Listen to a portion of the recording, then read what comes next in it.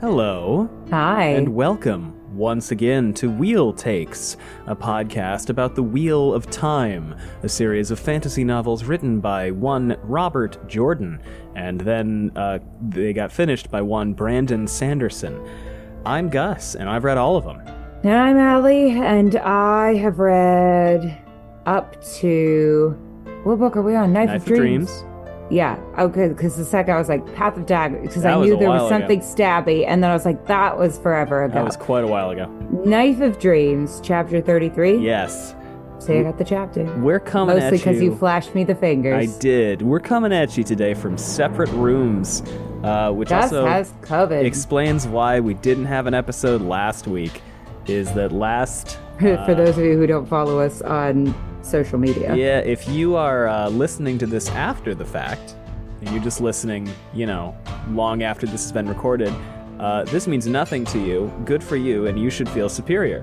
If you are listening as these come out, and you might have been wondering why there was no episode last week and you don't follow us on Twitter, that's why.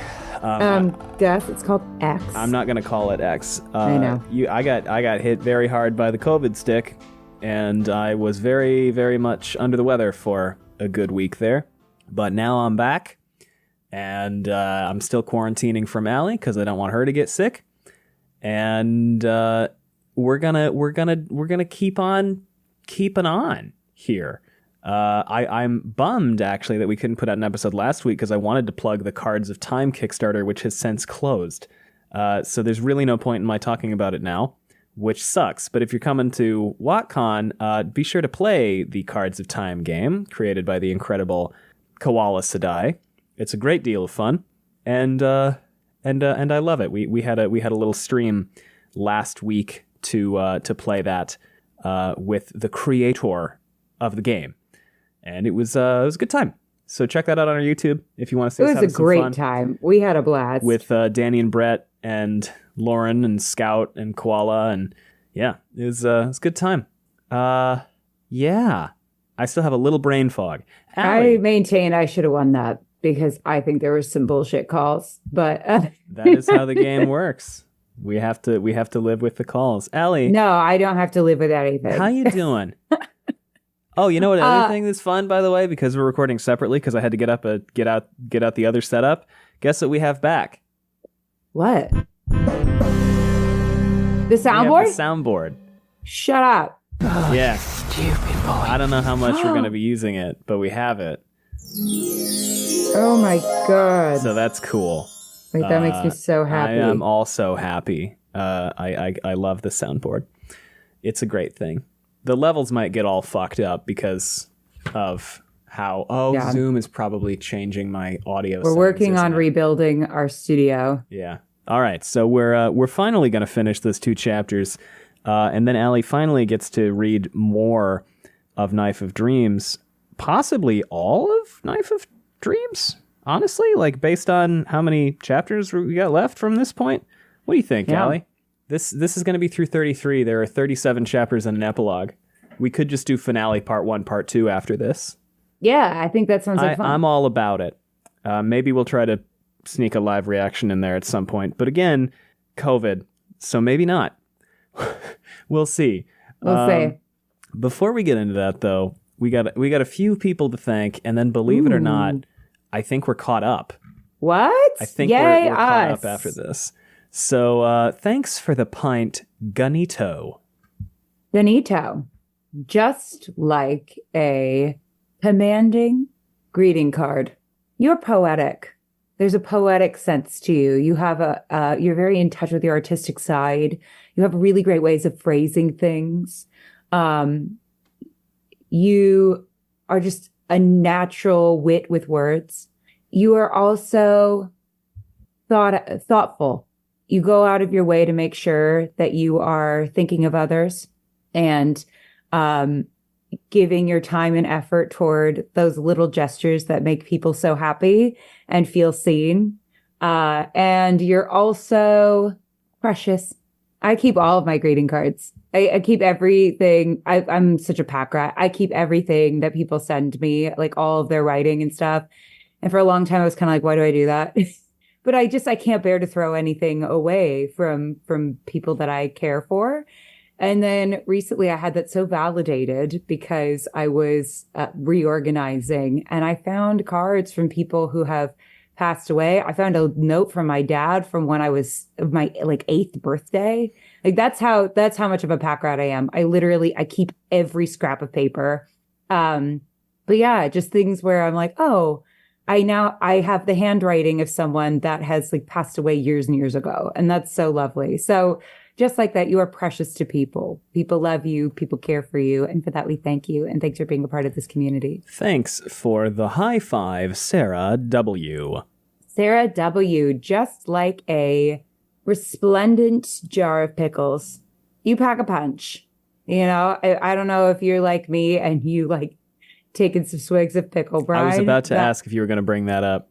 Listen, I spent a lot of my life being ashamed of the fact that I love pickle brine, and no longer. They're delicious. I am in my unapologetic era. We've been on a pickles kick lately, and I have to eat the pickles quickly because Allie drinks the brine, and then I get worried the pickles are going to dry out. And the brine is delicious. I totally get it. I think the brine's great. And it's fine to do in our house because no one else eats those pickles. Oh, so God, it's not like I'm being inconsiderate. I try to drink it very slowly. Yeah, I try to drink it very slowly so that your pickles don't dry out. And yes, I do pour it into a cup. Yeah. I'm not a monster. Yeah.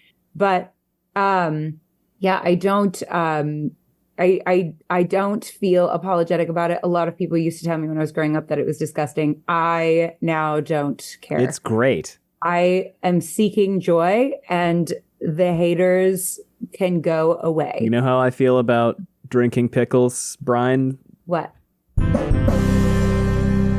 I get to hit the buttons again. It's going to be fucking nightmare for everybody. Everybody's infuriated that I have the buttons back. Go on. Sorry, we were doing a patron thank you for Sarah W. Yeah, you pack a punch. Yeah. You know, if you've ever like me, drunk pickle brine, it packs a punch. You remember. People remember you. People have strong feelings for you because you are just somebody that is memorable and interesting. You don't walk away from a party not remembering you. And that is a glorious thing. You take your space. And you also, you're not one to, bottle things up.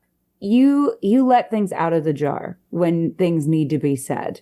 You have healthy displays of standing up for yourself, being an advocate for others who have a difficult time with that.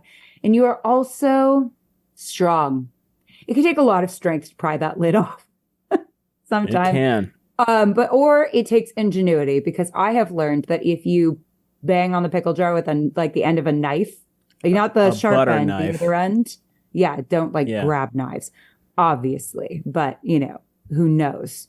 Someone might. So you take a butter knife and you just bang on the end of it. It can open. So you are an ingenious and strong person. And for that, we thank you. And thanks for being a part of this community. The pickles that we eat, the brand of pickles, they actually recently changed their jar design because they opened too easily. The really? Brillo, yeah, you know how they have the screw cap now? Yeah. They used to have a cap that popped off, but they kept popping off in people's grocery bags. Oh, no. So that's why they replaced it with the screw top. And they put all this stuff on the packaging that's the pickles are the same. The label is different, but the pickles are the same. People would ask. I bet people still did and still do. And I understand that. I see a pickle with a new lid, I'm going to panic. Pickle panic. The title of this week's episode. I was kind of feeling a little mocking about that in my head for a second. And then I was like, no, Allie, you absolutely would panic about that. Yeah. I am as a neurodivergent person, I am very precious about my foods. Absolutely. My foods have to be consistent and the same. It's not that I don't have an expanded palate or am adventurous, but my comfort foods, it has to be the same brand. I will try anything. I will eat anything. Well, not as much anymore because I'm gluten-free and try to avoid lactose and alcohol. But and I also don't eat mammals, which is the most annoying way. And you're lactose intolerant. Right, I said lactose. Oh, I missed that. Okay. Yeah. So, you eat I air, am willing pretty to much. try foods. My stomach just doesn't agree. It doesn't go in for that sometimes. But I'm willing to eat anything except for mammals. But yeah, when it comes to like my comfort day-to-day stuff where I'm like, I want to eat this as like a me thing and I'm not having an adventurous day, it better be the same. It's got to be the same brand, same flavor, same everything. I get very precious about that. So yes, I do actually get that. I do get that. 3 more patrons to thank. Thanks. Hey, Knuckles Mustache. How you doing? Thanks for jumping up to a pint. Gosh. Oh my gosh. You did not have, that's so sweet. Okay. Just like a magnanimous magician. You have a way of making our problems disappear when you're near. You are somebody who just is always willing to help, always willing to lend an ear, and always down with a hug. You are just that kind of person that when we're around you, you just make us feel better about what's going on in the world and in our lives. And that's an amazing quality. You're also spontaneous and adaptive. You know, if there is something that needs doing, you will pull that rabbit out of that hat. You will pull it off. Despite the odds, you will deliver when something needs to be done. And that is through your spontaneity and adaptability. And also, you're mesmerizing. You are someone who is just so fun to watch, and so fun to talk to. And you just have this star quality about you that makes everyone pay attention. And for that, we thank you. And thanks for being a part of this community. Thanks for... I had these marked and then it went away because I was looking something up and that is the worst thing. And now I'm vamping and I don't have to. Thanks for jumping up to a pint, Chris G. Chris G, just like a charming action figure. You are valuable. Because action figures are collectible, right? And often are sold to people. And just like that, you are somebody who provides a lot of value just by existing. You are somebody whose presence is just useful in pretty much every scenario, because you provide that calm and rational, necessary kind of vibe. You know how to de-escalate anything. You're also, you don't let people box you in. You break out of any box that is in your way. You refuse to be defined. You are unique and interesting. And you're also always delivering this sense of childlike wonder to you. And for that, we thank you. And thanks for being a part of this community. And last, but certainly not least, thanks for the pint, Karen M. Karen M, just like a hopeful Hot Wheel. Have I done Hot Wheels? I don't think so. I wish you would. Hot Wheels are great. Hot Wheels are great. Shout out to Hot Wheels. I loved Hot Wheels as a kid. I could never build the tracks, though. Me neither. But the cars were fun. There are so many things, so many toys that I played with where I go, as an adult, I played with that wrong because I didn't have someone who would construct it correctly for me. Do you know what I mean? I had this one like Connects Hot Wheels thing. It had a loop. I remember being enormous and taking up a significant part of my basement. I'm sure that it was not that big. I'm sure it was like 16 square feet, if that. But yeah, I love how much bigger things feel when you're that little. Yeah, it was cool. I loved it. Probably very small. But just like that, you're zooming, you're zipping. You are somebody who is always on the go, always has things going on, full social calendar. One of those industrious people where you go, how do they do it all and do it all so well? And you are just one of those people, Karen. You also are always on the right track, right? You are just full of right opinions. You are just correct in every take, including your liking of whale takes. But also, you are never on a crash course. You are somebody who will get through anything, even things that look like they could be a disaster. You are somebody who just always lands on your feet. Someone who is not, brought down by little fender benders. And you don't turn those fender benders into full-on collisions. You are somebody who knows that sometimes little bumps happen, but you're going to get through it. And for that, we thank you. And thanks for being a part of this community. We're caught up on patron thank yous for the first time in a long time. You know what we're not caught up even a little bit on is sending the patron things out. I know. So thanks, everybody, for your continued and really incredible patience on that. We will do them soon. The health things have just kind of precluded a lot. However, I do have some other fun things to talk about real quick. Please. We got an email from Elayne who said, remember last week we were like, I don't know how to pronounce this. Elayne reached out and said, not that you'll probably have reason to pronounce my name again, but Elayne sounds like Elayne, but with an S. And my response to that is a hard S, like a voiced S, or a sibilant S. Because now I don't know if it's Elayne or Elayne, but I'm assuming it's Elayne. Yeah. And you don't have to tell us. We can be proudly right or wrong in our own heads. It is Schrodinger's name. We're going to say not. Both. Elayne. Thank you again for being a part of the community. Schrodinger's name is Schrodinger. So. You're always allowed to write in and let us know how to pronounce your name prior to or even after us reading it. Yes. We want to get it right. Yes. And we don't know how to pronounce any name, frankly. We don't. And we like to pronounce your name correctly. So please let us know, because I have spent my life having my name incorrectly pronounced. That's true. Happens all the time. It happens a lot.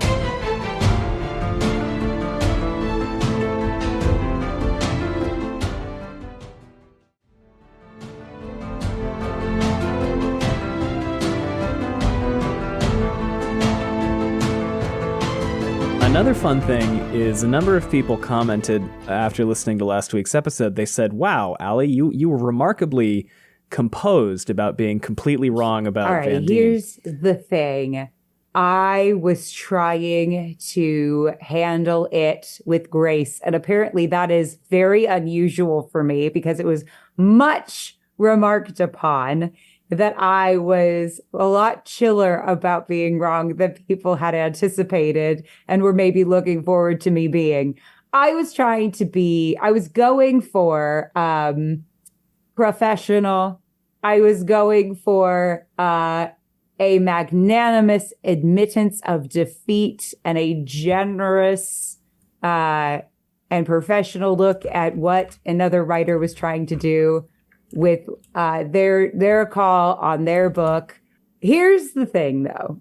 I really wish I had been right. I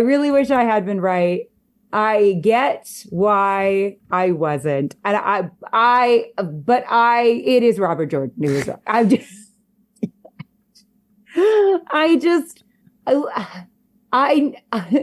Because I'm in a weird position.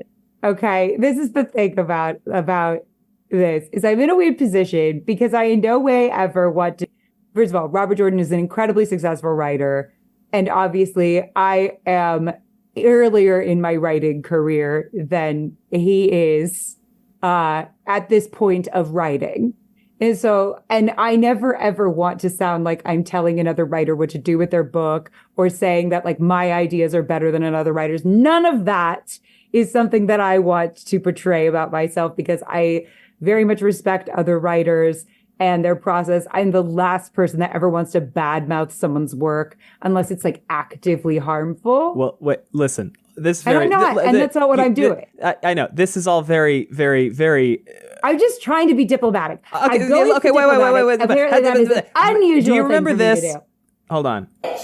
This shady bitch. Do you remember this? Oh. Yes. Oh the classic. Oh, the classic wheel take moment. Yes. That is illegal. That is slavery. What? Oh! See, but this to me was like, I was wrong, positive. Because I was like, I was wrong I like being wrong in a way that surprises me positive, where Sure. I'm like, yes, I love that they made that decision. I think it was okay. And again, I'm not bad mouthing. I was wrong in a way where I was like, ooh, they got me. You know what I mean? That I love when I like throw the book across the room and I'm like, holy shit, I didn't see that coming. Holy shit, they got me. I love it. Like that stuff I love. And he's done that with me a few times. He did that with Leandrin, where I didn't see it coming because I was trying to metagame the books. And, you know, and I went off and was very excited. I think for this particular one, the thing about me being wrong on this one is my energy is different because it's like, oh, he got me. I'm wrong. I wish I'd been right about it, but I also understand that like I put way more importance into that plot than I think Robert Jordan did. Like I think Allie cannot see a mystery on a page without like overthinking it and wanting it to be a big deal. And I think there are some moments where Robert Jordan does lean into that. And there are some moments where he doesn't. All right. You're being very, all that diplomacy aside, now that I have like avoided all of the potential hate comments that hopefully I could get for this, I fucking hated this. I think he's wrong. What the fuck was going on in his brain? The most interesting choice was obviously Vandene. I believe in my heart that because Gus said that it was a leading theory at the time, that he saw that everyone was like, oh, it's Vandene. And he was like, well, then I don't want to do it then because now I don't want everyone to be right. And I think that's wrong, Robert. I think that's wrong. I think you wussed out on doing it because you wanted to get one over on people. And instead, the more satisfying, we all know it, the more satisfying choice. And now I'm going to get people being like, actually, I really loved the That's choice. That's fine. People can like what they want. That's fine. Like what you want. I fucking think it's stupid. Who? What was her name? Cariana. Who? Cariana. Okay, that sounds like at least let it be Carlenia. But Carlenia's dead, right? Is Carlenia dead? I don't even remember. No. At least let it be somebody I clocked for a while. You don't even know if Carlenia's alive or not. How would that be? Okay, fine. But at least let it be someone memorable. Like, I wish, here's the thing. For me to be satisfied by this conclusion, because what I did here, I'm going to front load with some positives. We'll positive sandwich it. Okay. Because I feel like I talk shit a lot, and I'm not trying to talk shit. I'm really not, because as she says, as she's talking shit, but I'm not talking shit because Robert Jordan is obviously a great writer and obviously very accomplished. I'm just pissed because I think that this one time there was a more interesting choice to be made. And I did like Vandene's end here, going out, killing somebody. I wish we had gotten an old lady battle. I also would have loved. I wanted old lady battle, and I don't mind that it ended in a stabbing, but I wanted a little more than just they're frozen and they're cut off and now she's just going to stab her. I wanted a little more build up because it felt like this was an undercurring thing for a while. It felt like we were constantly avoiding Vandene in the narrative and assuming that she wasn't guilty. And I'm like, why are we assuming that though? Why are we assuming that? Unless we're trying to do the Jada Essence Hall from Drag Race look over their thing, and so and it's fine with me that I'm wrong, but at least give us some other suspects that would be equally interesting. Varen would have been an interesting reveal because we got to know her and she's been there, right? I don't know who Carrie Fuck is. Carrie Fuck? I don't know her. I don't care. Cariana. That's why I went with Vandene in the first place, because I was like, that is the only interesting choice here. Marilla Lee would have been interesting, but we ruled her out very early. She left too. She left. Yeah. So I was just like, Jim, all due respect, because I have loved so many choices. Obviously, I feel like but I just you're fucking wrong this time, man. You have fucked with me personally, I think, on this one, because there's just no, that was the wet fartiest thing he could have done. And in a way, I feel like he's flipping me the middle finger. How does it hold up against who draws it out, she'll follow after? which was both of those were Robert Jordan was flipping the prophecy, me specifically the finger. which when I read it, I went, "Oh, really?" Yeah, both of these, I was like, oh, you had me video And it, to clarify, and I don't want to post it. These stand out because so often they are, "Oh my God, it's amazing," and then every once in a blue moon, it goes, "That's it." That's why these stand out. And that's the thing is, I'm like, you know what? You cannot be a writer of this caliber and deliver me wet farts like this. If you are setting stuff up at this point, my expectation for you, Jimbert, is that you are going to deliver for me. And you did not on this one. And I object strongly, sir. You know, Go back and rewrite it. That was not the ending I was promised. I was promised either badass old lady battle, where Vandene extracts revenge and goes out swinging. I'm cool with the fact that she went out. I just wanted like the biggest build up to that reveal possible.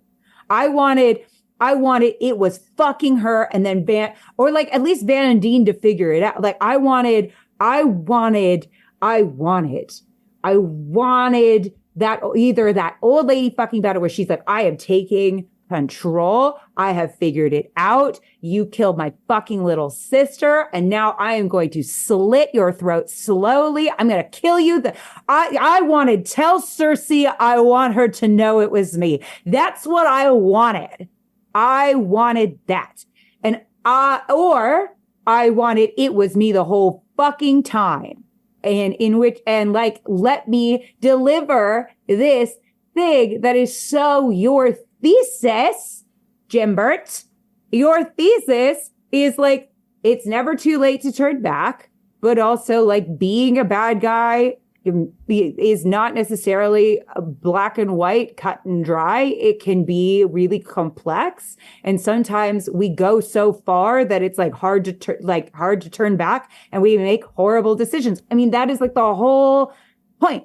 The whole thesis. And this is the thing. I feel like he does this sometimes on the women plot lines. He just kind of goes like, and then whatever.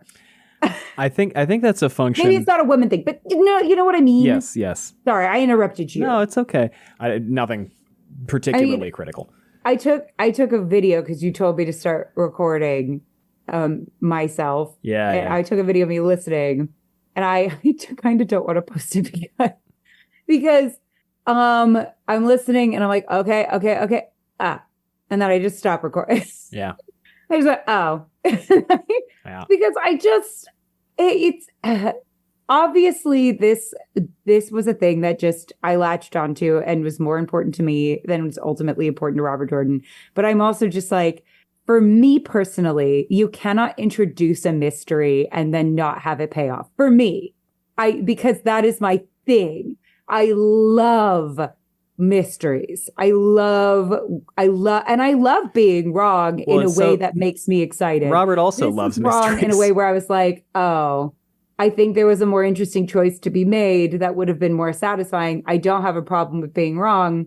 But if we were to pull this off for me, I would have loved to have there be a bigger explosion of some kind. Yeah. Or have gotten to know the other women at all. I think that's the other thing. And I know we don't necessarily have time and all this stuff, but I mean, we had all the slop. Look at the shelf. We had all of the slop. I didn't get to know a single one of these women who were also suspect. I didn't get to know Care Bear. Care Bear's good. We'll keep that. Well, listen, that being said, do you want to jump in? We can push forward, get into chapters 32, 33, actually talk about these chaps. Yes? I couldn't name a distinguishing thing about her. Can you name one? You've read the books now multiple times. What is like one personality she's relatively trait weak in the power. And that's why she had to do the T, That's why she had to do the T. I mean, I suppose... I only know that because I looked it up on the wiki. Crumb. The only reason I know that is because I looked it up on the wiki. I just feel like maybe if it had been someone of like a Shiriam level, where we really have gotten to know her from day one, I would have cared more. I just wanted, because here's the thing, Vandene was so much more well-known to us than the other two. I was like, this is the only choice that will be interesting to me. And so I'm like, I think it needed to be, for me, levels of like, it's like Shiriam, Varen, or Vandene. Pop off. any of those. Oh my God. Have it be Varen. And then we get old lady boss battle. It'd be Fuck fun. yeah. Hell yeah. Yes. And I'm like, we had the whole slog to get to know those other two. Well, when did she die? She died book 8, right? So yeah, we had 9 and 10. Yeah, we had the whole slog. We had 2 books to like establish anything about them to make this pay off. I just don't think it paid off for me. That's fair. It didn't pay off for me either. In fact, I'm sure we will hear from somebody that it paid off. That's for. great. It did I'm not glad for it did. me. I'm glad happy it did for for other you. people. I'm thrilled for you. You're fucking wrong. No, just kidding. Art is subjective, and obviously this mattered more to me than it did to Jim. But he's wrong. He's fucking wrong. Everyone who likes this is wrong. You know what? No, it was gonna be Vandene, and then he read the Reddit threads or whatever the fuck was there before. I don't know, 4chan. I don't know what the fuck. Probably not 4chan, but whatever it was, the message boards that existed. Theoryland. Yeah. He saw that Vandene was a suspect, and he was like, no, I don't want to do that. I don't want them to be right. I don't want that. It's better for them to be right and have a satisfying payoff than it is to throw it to punt it to someone we don't give a shit about. I don't know. That was a wet fart for me. But like, you know what, Jim? Pop off. Flip me the bird from the grave. I get it. I'm stupid for liking this plotline. Shall we press forward? Fuck! I know. I'm mad that I was wrong about this one, because I'm mad that I was wrong negative, but not just because I just think it could have been so cool. And I think it was still cool, but not as cool as I wanted it to be. Yeah. I really, you know what? And maybe that's the product of reading the book slowly, is that I really built this up for myself as something really precious to me. I mean, look, it comes up in almost every Elayne chapter. It does. For like 2.5 books. And she's like wearing Delisa's clothes, which is fucking weird. That's a weird thing to do. Vandene is, to be clear, is what you're saying. That's like, I can't wash the blood off will these hands never be clean? Like, that's what it felt like to me. I was like, this is her Lady M moment. She is like manifesting her grief in the weirdest way possible because she's guilty. It's possible that this is a thread that Robert Jordan lost sight of because, like, I think Tor was crunching him pretty hard for a lot of these books. They were not giving him a lot of time to do a lot of turnaround. Maybe is part of it. It's also possible that he put less effort into this particular plot line because Harriet wasn't really, by her own words, wasn't really doing a lot of editing on the books at this point. She was pretty much there as support. Which I think is interesting because, I don't know. We can get into a lot more discussion about that another time. I mean, I always worry about the point at which writers no longer really rely on editors. And granted, you know, editors can be a mixed bag, just like anything else. But I do think it's nice to have a second person in your corner who can say, like, you know, you didn't really pay this off, because you get so in the weeds of something, especially something of this magnitude, right? There's so many plot threads and so much going on. And I know he had Maria. Yeah. Oh, who's right? phenomenal. I know he had people. He had Team Jordan who kept an eye on his continuity. But, yeah, I think you need someone, though, because those are people who work for you and their job is to, like, point out, like you said, her dress was red on this page and it's blue on this page, you know, like, and I'm sure that they, you know, gave their thoughts and feedback, but I do think you need somebody who's like, no, you need to pull like, you need to think about these plot threads. You need to think about the craft, right? Like, because, and that's not to say his craft is poor. It's obviously not. And yes, obviously publishers, deadlines, things like that can interfere with the quality of, I'm not saying that his quality is bad, but I'm just saying, like, that stuff can factor into whether you're able to tie up the loose ends that you want to, of course. And is every work going to be perfect? No, right? I'd rather have a book than no book, of course. But I think that in terms of, this to me is why, like, putting that level of pressure on writers can be problematic. Oh, God, of course. Yeah. And also getting to a point where an editor doesn't feel like, especially one like a spouse, and I know a lot of writers who don't have spouses read their stuff or whose spouses don't provide feedback. We have kind of a weird relationship in that way, I think. You and I? That, like, yes, in that, like, I cannot send anything to my representation until I get your thoughts on it. And you're very much involved pretty much from the idea's inception a lot of the time in giving me your thoughts. So I guess I can't imagine a world in which I would want you to step back. Well, yeah, I don't bring this up. Yeah, everything's different. I don't bring this up to say like, and it's bad now. That's not at all what I'm saying. No. I only bring this up to say that perhaps, you know, like we talked about this with the Amayar thing, where that clearly meant more to him based on what he said than it did to most of his readers.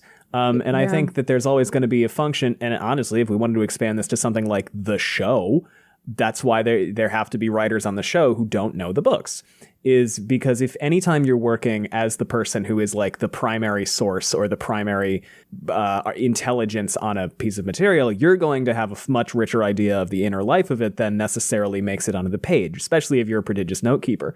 So, you know, it's almost impossible to always have communicated the same, and I don't even know if this is something you wanted to have communicated, but communicate the same level of inner life on every single detail as necessarily you think is in the text, right? Yeah.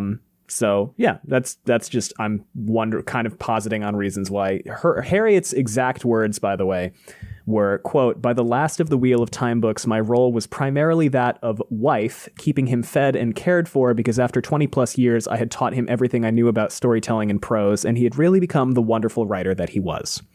And then she essentially retired. Because she had edited Harriet, by the way, one of the greatest editors, in my opinion, of all time. She edited Ender's Game. I think she also edited The Way of Kings, which is the first Stormlight archive. Obviously, The Wheel of Time. It's phenomenal editor. So good for her. I mean, I think there are people who are like known for their ability to edit or their ability to develop concepts. I mean, there are, people talk a lot of smack about executives in Hollywood, but they're the ones that are really good. Like, you develop a reputation for being a really good development executive, right? Like, and having that eye and that taste and that ability to get a project, like to give those notes. I mean, same thing with editors, right? Like, the really good editors are like a godsend because you need somebody who understands your material, understands what you're trying to say, and can just do those little things of like, just those little connecting pieces sometimes that don't always, when you are in the thick of things, translate on the page. Where you're like, of course they understand my brain specifically. And it's very hard to always anticipate. It's just like how it's difficult to teach a lot of the time because you operate under the assumption that everyone has the knowledge and skill set that you have. Same thing with being a writer. You operate under the assumption that people think like you think and see what you see. And so having those like other people, I think, looking at it and providing notes and feedback, people you trust, but you trust to not only like read it, but trust to be honest with you. And that's those are very difficult people to find because it's like, it might be your mom, but a lot of moms are going to just be like, it's great, honey. It's perfect. You're perfect. Right. Cause they love you and they want, or you might have a different kind of mom, who you probably wouldn't trust to read it then.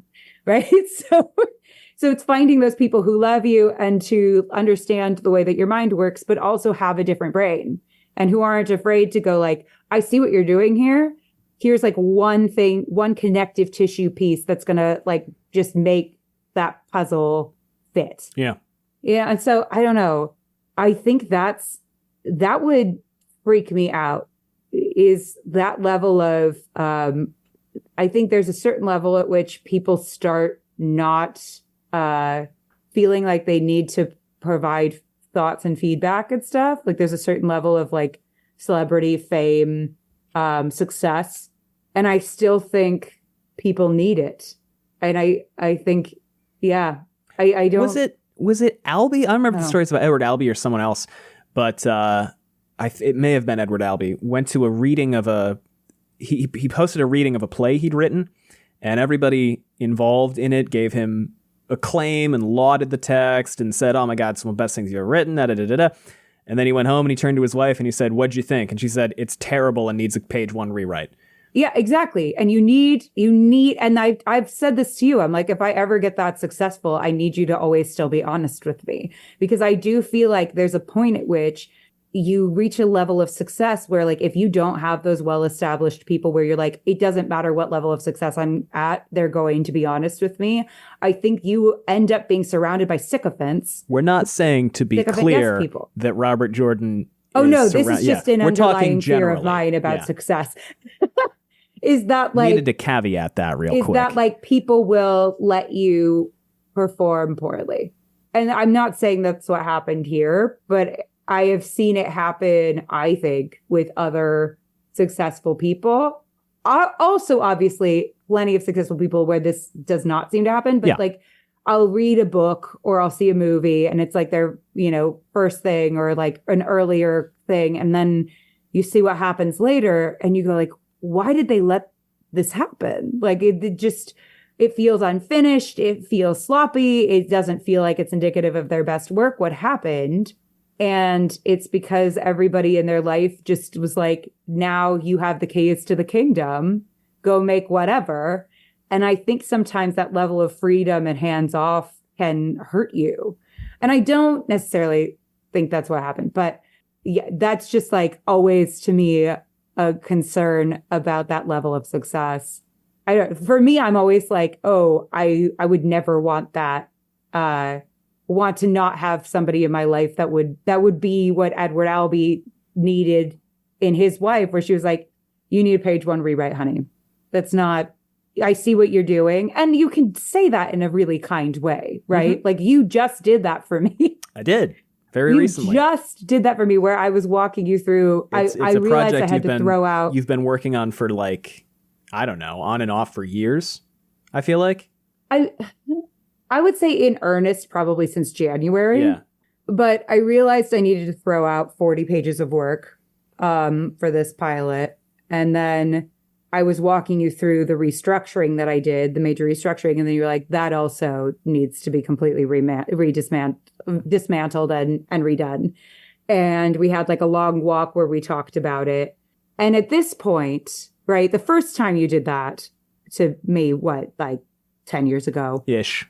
Yeah. Actually, you read the first thing I ever wrote, which is actually very sweet about me and Gus. Gus read the first thing I ever wrote, which was horrendously awful. It just wasn't, you didn't have craft yet. I want to go back and read it because I'm sure it is it's not bad. Horrifyingly bad. No, it's not. I sent Gus the first play I ever wrote. Gus read it and his response to me was really nice. Really nice. But he was like, have you ever taken a playwriting class? And I was like, no, I just felt like writing a play one day. And he goes, which is fine, and by the way. He recommended some classes for me. And I wasn't offended because it was true. I had never taken a class before. And he was like, I think there's a lot of really good stuff here. I think that, structurally, you might learn a lot and it will help you grow. And I was like, okay, I'm 20 years old. Of course. What the hell do I know about structure other than having read a lot? Right. So then I went and took my first playwriting class and then graduated with a, degree in playwriting. But that was before Gus and I ever dated. And so, and since then, Gus has read every single thing I have ever written. And we have gotten into like fights, right? Yeah. Over things that you have pointed out to me about my work, right? I have had meltdowns, like rejection sensitivity for Elayne meltdowns over things you told me, because I'm like, how can I, oh my God, famously, like right before one of my plays went up, right? Remember we were like a month into rehearsals and you were like, actually it needs a total rewrite. Mm-hmm. And I remember where we were and we were driving the car and I lost it. I was so upset. I was like, what do you mean? Since then, well, that's bad timing on my part, too. If I told you that as we were in rehearsals, that would have been and I was like, what do you mean? The time to tell me this was a month ago. But I did the rewrite and he was right. This is the thing. We used to fight about it. I used to get mad at you, but you were always right. always right. And I wouldn't go always that doing far. it out of love. And you were being very kind when you delivered this news, right? But always you were right. You always know what I need to connect the dots of what I'm trying to say. Actually, the funniest was you pitched me a joke, because every now and then I'll look up and I'll be like, guys, I need you to pitch me a joke. And What's something funny you can say about X? I was like, what's something funny you can say here? Here's the 'cause context. my eyes are bleeding and I'm out of Punch ideas. this up for me. And Gus will pitch a joke, and sometimes it will make it in, or we'll noodle a joke back and forth. And so occasionally jokes have made it in. And one joke in particular made it into a pilot of mine that I sent to my manager, and he called me back and he goes, oh my God, this one joke. He couldn't stop laughing at this joke. He kept brought it up for chuckling like to 2 himself. months, didn't he? Oh my God. Like, he kept bringing this joke up, and it was a joke that Gus had pitched that I loved and I put in because obviously it was great.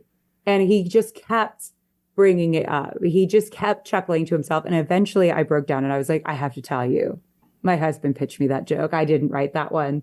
And he goes, oh, is Gus the talent? But The answer is no. It's a great, I mean, you are, but whatever. Like, the thing is that like a really good editor or a trusted person in your life can really make a big difference. And it's not that I necessarily disagree with Harriet's decision to back off. And obviously writers also do need to be fed, especially during deadline periods. Yes, especially if their also- publisher keeps crunching them. Yes. And I have also worked under a deadline and know that that is a difficult thing to do. And that, you know, sometimes you will look back on it and go, oh, I wish I had written this differently. I wish I had done this differently. I know how hard that is. I don't like the idea of losing Gus, my safety blanket, as somebody who reads everything I write. That would be really terrifying on top of really intense deadlines. And maybe she also had to take a step back because of those intense deadlines. But I'm just like, oh, that's like my worst fear on earth, is being so successful that everyone's like, oh, we can step back. Well, and, you know, he was cranking these books out.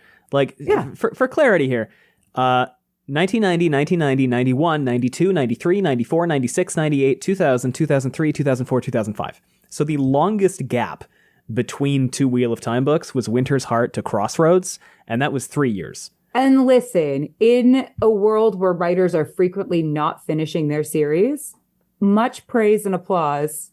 Well, I suppose he did not technically finish the series, but I mean, barring medical interventions, Yeah. right? He was definitely on track to finish his series, Yeah. which is very laudable. And I'm glad that he has that level of respect for his fans and his readers, that he was putting those books out at that level and at that rate.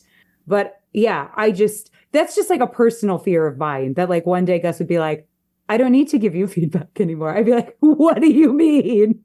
What do you mean? Absolutely not. Now you need to give me feedback more than ever if I'm surrounded by people who are just going to say yes to me. Because the time to find out, right? And this is my big thing about this. The time to find out that something needs work or rethinking is during the writing process, not after it's published. Oh my God. That's scary.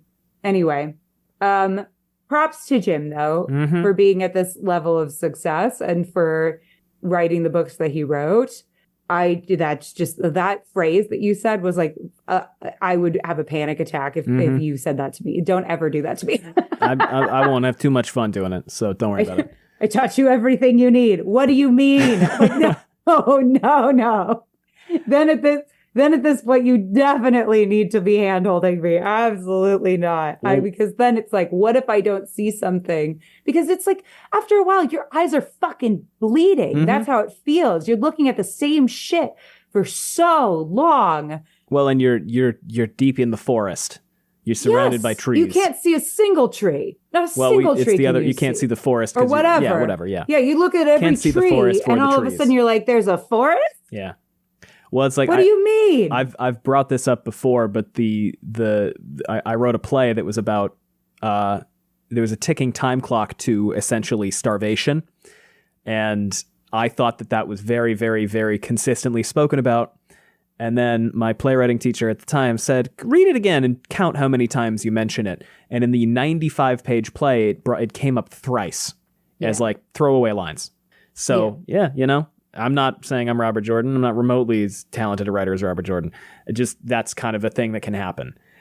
Yeah. Anyway. All of that being said, I think it was Robert Jordan who was wrong. Listen, far be it from me, because I'm clearly not as successful as Robert Jordan, right? So don't come for me about my IMDb page, which, by the way, never reflects someone's full career. But don't come for me about it, right? I know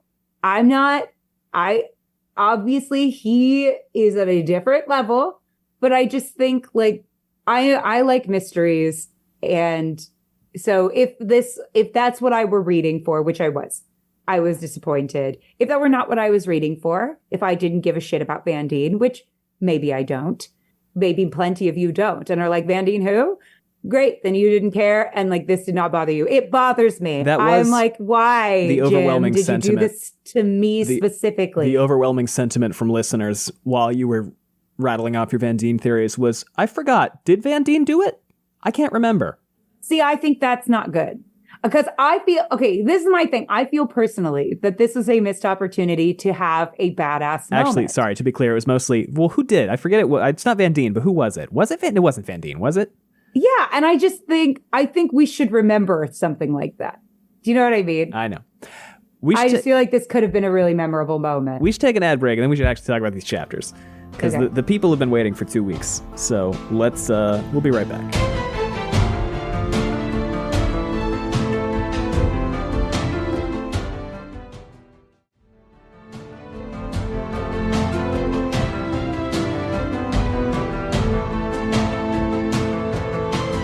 Welcome back. Allie, we're going to pick it up here with Chapter 32, To Keep the Bargain. That's the chapter logo over Zoom. What is it? What is it? It's the seatbelt. Are you ready to find yourself in the habit? Hold on. Hang on. Allie, are you ready to find yourself in the habit of giving a fuck about the sea folk? Boy, because am I. Tonight, one night only, special feature from the house on full moon street and also the walls of Camelin. We've got a deal for you. We can get you one fuck about the sea folk. That's right, folks. Never seen before and maybe never seen again. The rarest of all things, a fuck about the sea folk for the low price of roughly 500 to 600 dead soldiers. Not even dead, not just dead, folks. These soldiers are getting bale-fired to shit by one of those kindergarten class people.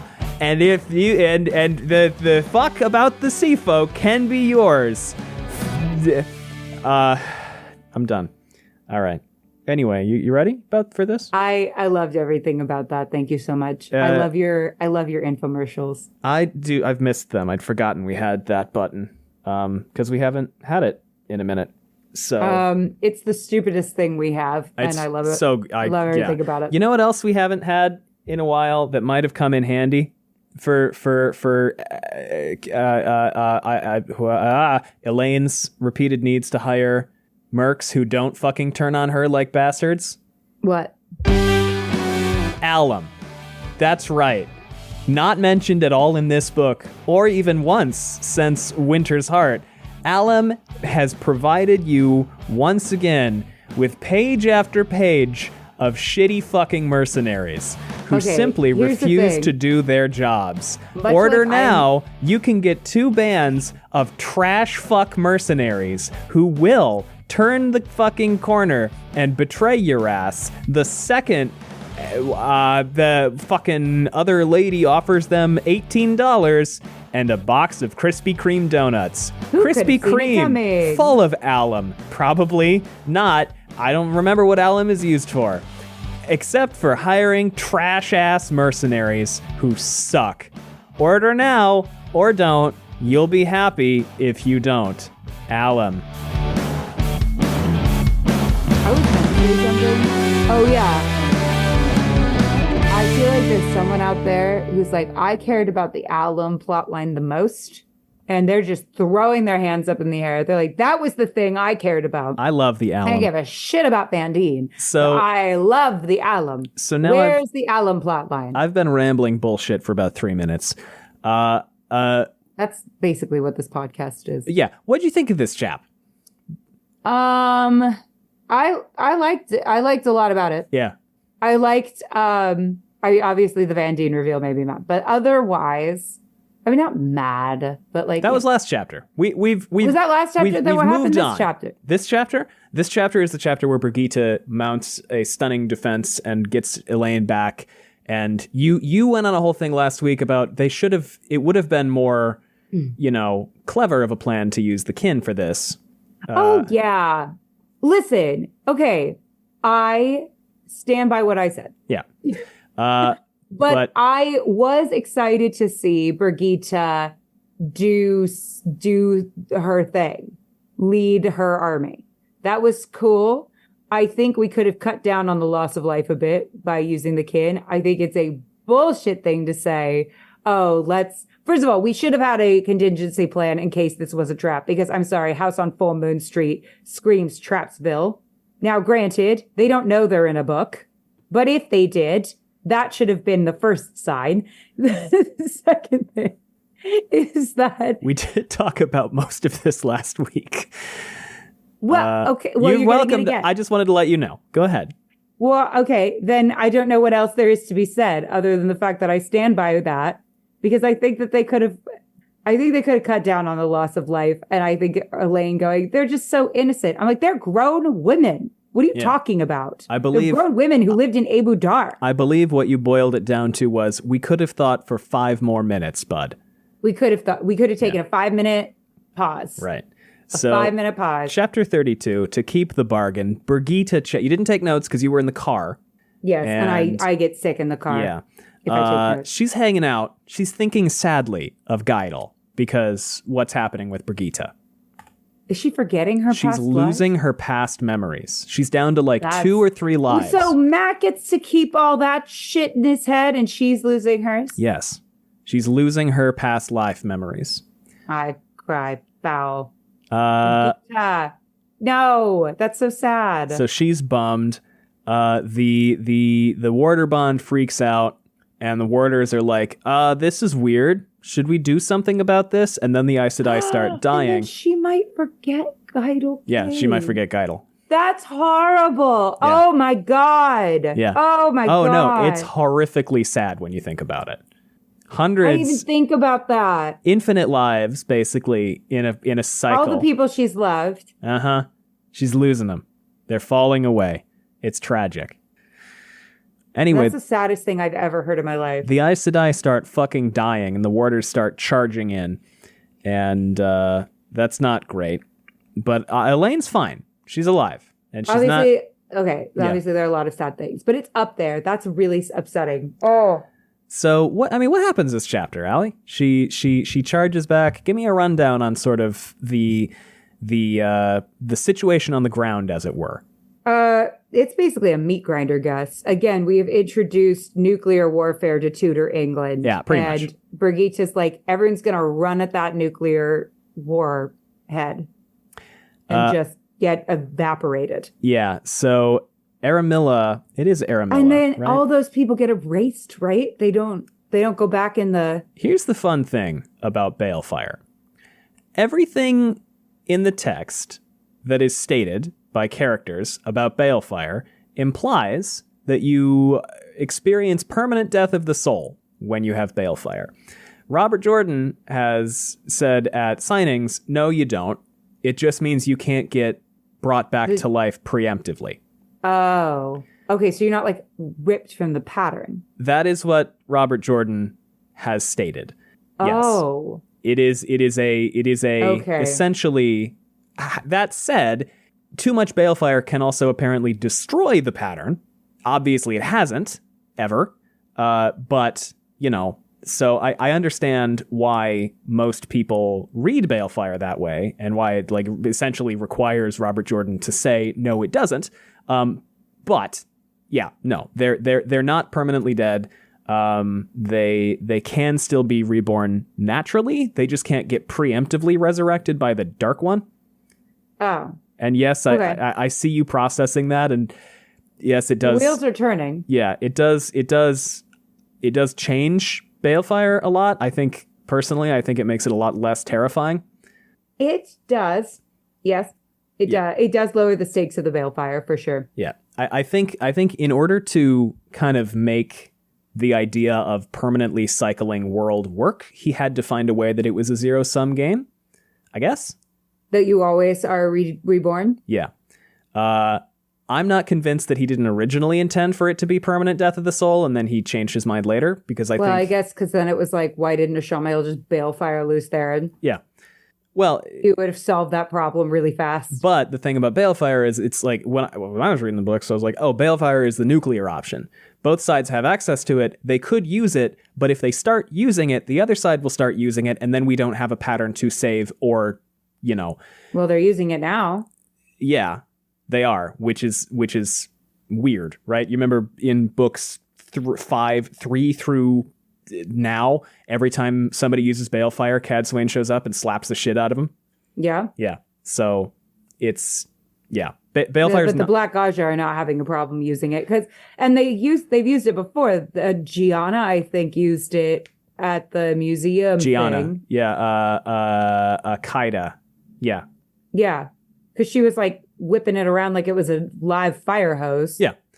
In the War of Power, people used Balefire to take out whole cities, and then they realized that they were potentially destabilizing the pattern to the point that it might unravel entirely, and so they mutually stopped.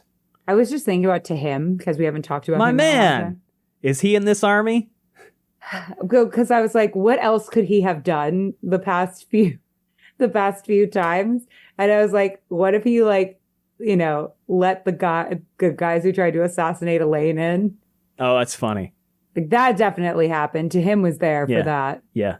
Tahim, for those of you who don't know, who haven't listened back, is my character who is the hapless guy with many jobs who keeps getting fired from those jobs because he was the janitor at the Panarch's Palace when Elayne fought Maggedion. He think he was the security guard there, actually. Yeah. I think he rode Egwene, R-O-W-E-D. He rode Egwene to the when she got captured by the White Tower. To him has come up a number of times. He was a guard at least once. So I feel like he definitely let those assassins in. Yeah. For sure. Yeah. Mm-hmm. He's for sure a foot soldier in this Balefire stream. He ends up fine, but it's his horse whose head lazily spins into the air. Oh no! Poor Tahim is traumatized. He done been traumatized. That's so sad. No, I don't want to I don't want to make the horse any sadder than it already is. All right, fine. That's not Tahim's horse. It is. Now it is. To him was that knight's canon. You've made it sad now. To him was that soldier's valet. No, Tahim didn't go. Tahim saw the Balefire and was like, not again, not Satan, the fuck again. and no just way. left. No, Tahim leaves. Tahim is Maggedion, but just a normal guy. Yeah, no, Tahim was like, absolutely not. I resign, effective immediately. Quit your job, 1812. 1,000. 1,000. Yeah. Quit your. That's what. Whenever Gus and I quit a job, we always yell, "Quit your job," and then the year that it is. So Brigitta's like, we need to get people, and they go into the map room, and they're like, oh, hello, Aramilla is launching 20 fucking attacks on the walls, and she's like, that's cool. Elayne just got captured by baddies, and they're like, okay, well, we can rescue her, but if we take the whole army to rescue her, Aramilla's gonna get the city, and then we're kind of fucked because then Aramilla has the city. So what do you want to do about that? And she's like, we're going to figure it out as we go along. Sound good? And they're like, yeah. No. She comes up with plans. Not if I'm there. No. It sounds horrible. I get why we have to. Get why we have to improvise. But if I were a soldier in an army, I'd be like, we are not improvising. What are you talking about? Listen, I'm being hyperbolic. She doesn't say he's going to improvise. She goes, but Gaibon, I need every horse and halberd you can muster. The crossbowmen and archers will have to handle anything that crops up by themselves for a few hours. Elayne's been captured by dark friend Aes Sedai, and they're trying to carry her out of the city. And he's like, I just feel All like right. Elayne should have maybe delegated this task. which task? Getting the... Going to confront these Black Yeah, but she Aja didn't trust people not to be Black Aja themselves. Yeah, that's true. And she says also, there's something you need to know, Gaibon. We'll be facing at least 2 Aes Sedai, likely more. And they may have a weapon, a Terangrial that makes bale fire. Have you ever heard of that? Never. It sounds dangerous, though. Oh, it is. Dangerous enough that it's prohibited for Aes Sedai. In the War of the Shadow, even Dark Friends stopped using it. And he's like, all right, that sucks, but, at least we'll have some Aes Sedai, too. And she's like, no, they all fucking died. So we won't, actually. All of our Aes Sedai are dead. What? Except for, Elayne. Fuck the kin, too, apparently. We're not gonna... I'm like, oh, they're right there. They're right there. What are we doing? Oh, my God. Admittedly, I don't think they do combat, but, yeah, so... And somehow, Palpatine returned.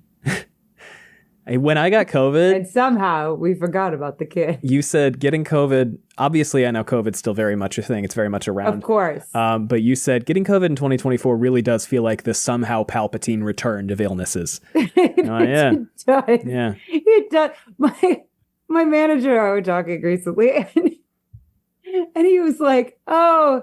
What's going on? And I was like, oh, Gus is sick with COVID. So I'm, taking care of him. Like he's a prisoner by like sliding, food to him, under the door basically. And my manager goes, COVID in 2024 must it's still here, man. Like he goes, I know that it's still here. And we all know it's still here. We all know we're all still masking. We're all still doing all the stuff. Right. But he goes, but it does feel like kind of like getting it is like now is like weirdly humiliating because it's like, that's so last season of you. Nah, it's a virus. It sucks. I just thought it was funny. Yeah.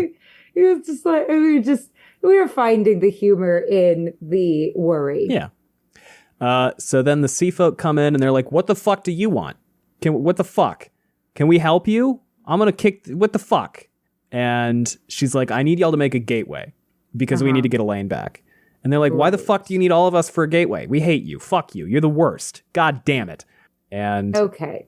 She says, I'm being hyperbolic, as always. No, I know.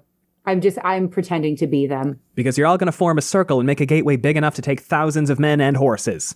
And she's like, that is a military operation. And the bargain very explicitly says that we are not going to participate in a military operation. So no. Well, I guess there's only one thing to do. Get the kin. Remember them? The magic women. The women who do magic. The ones who are not bound by oaths, which is also very convenient because they can attack willy-nilly. Wilson Nilsson they can attack. Here's the thing. I understand very much why the sea folk are like, we are not the fuck getting involved in an internal political affair. I get that. I think that's completely fair.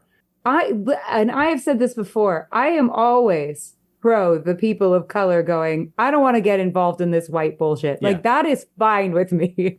I am very okay with that. To me, the sea folk are not what's unreasonable in this situation.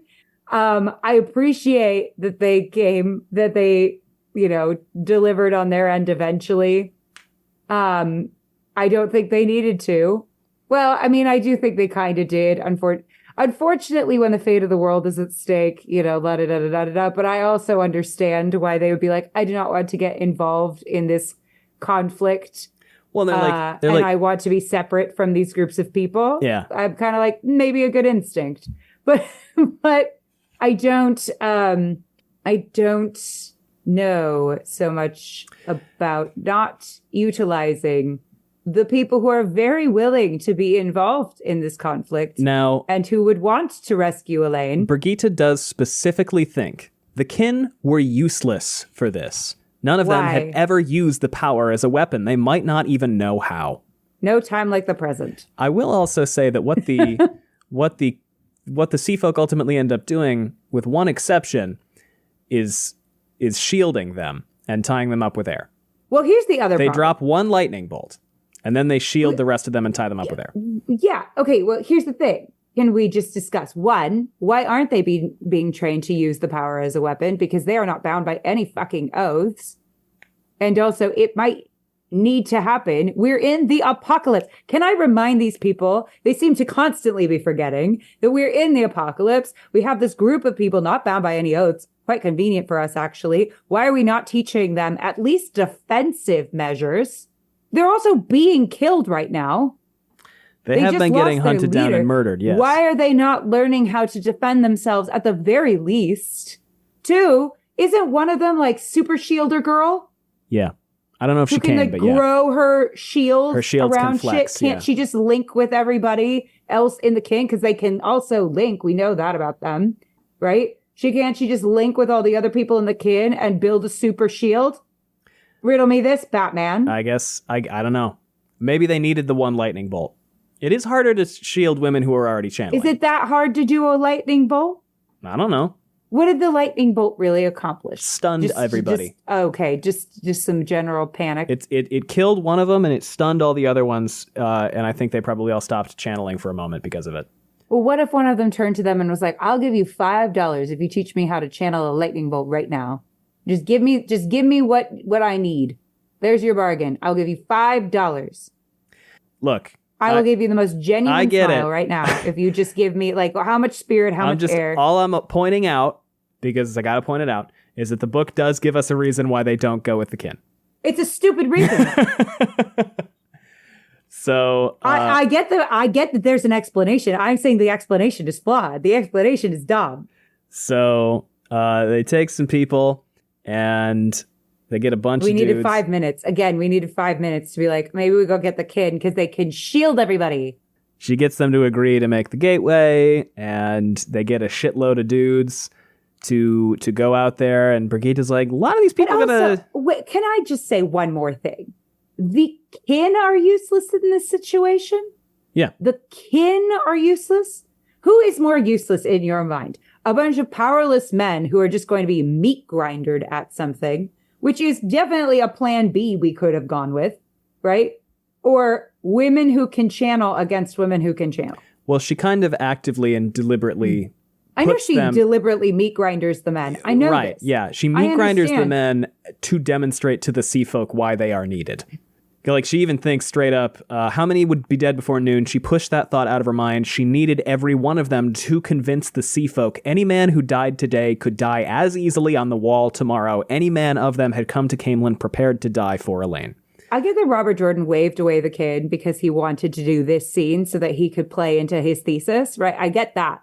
God forbid we don't play it. We play into the thesis with Vandene as well, but like, whatever. That's an aside. I get that he wanted to do this as like a thesis thing. And I get that that's why we had to wave the kin away, right?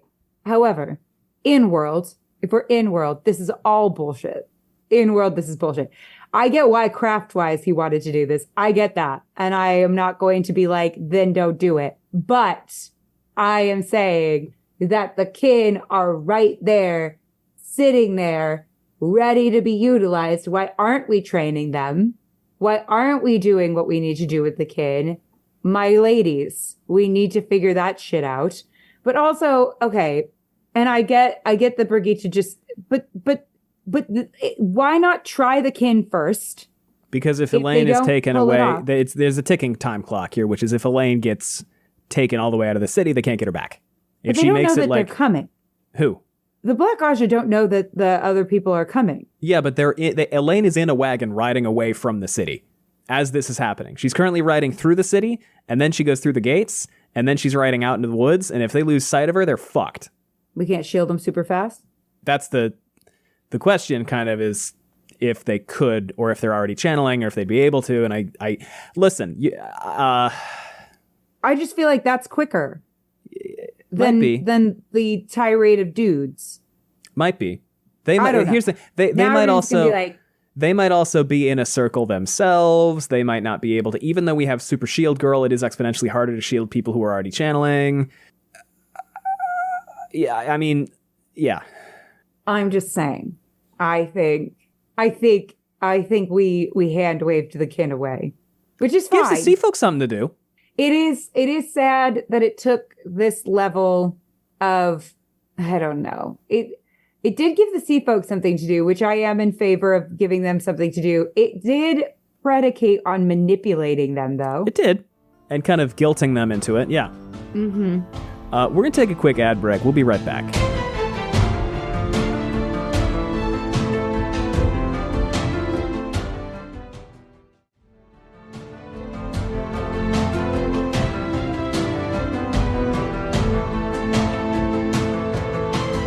Welcome back.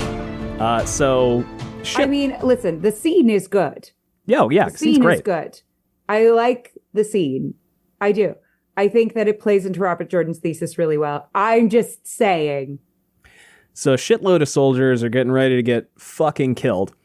Yeah. And I do think we need to understand that that we're in the apocalypse. yeah. Some of the mercenaries turned coat. Very exciting. Not actually very exciting. Fuck the mercenaries. The mercenaries suck.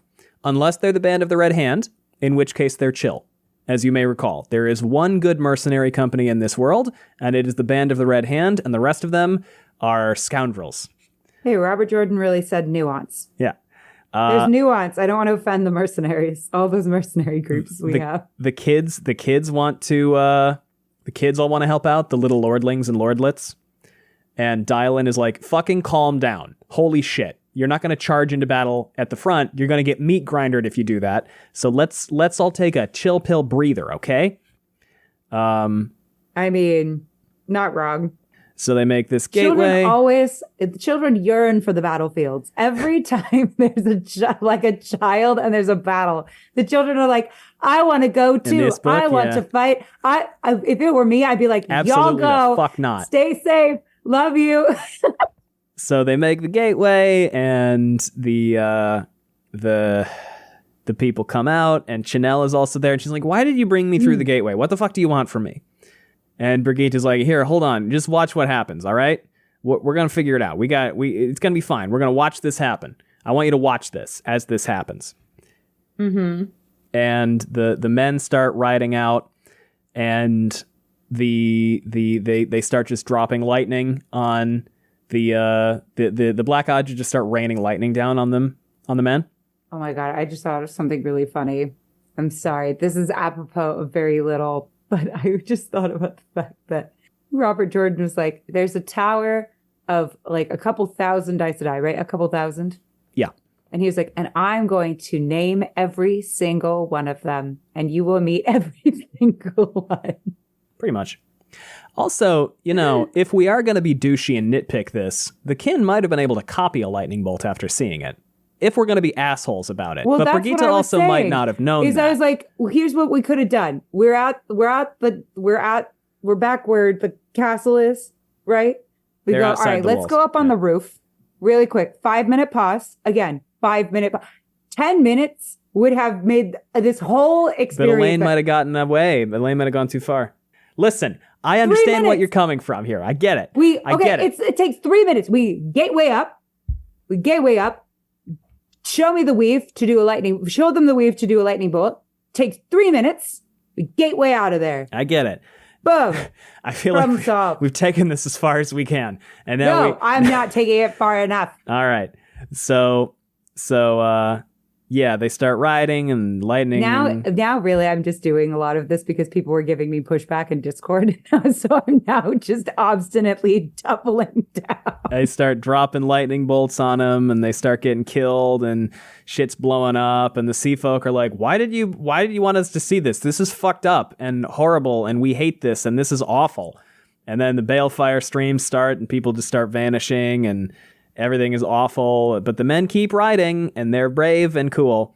And Chanel is like, I have no desire to watch men die.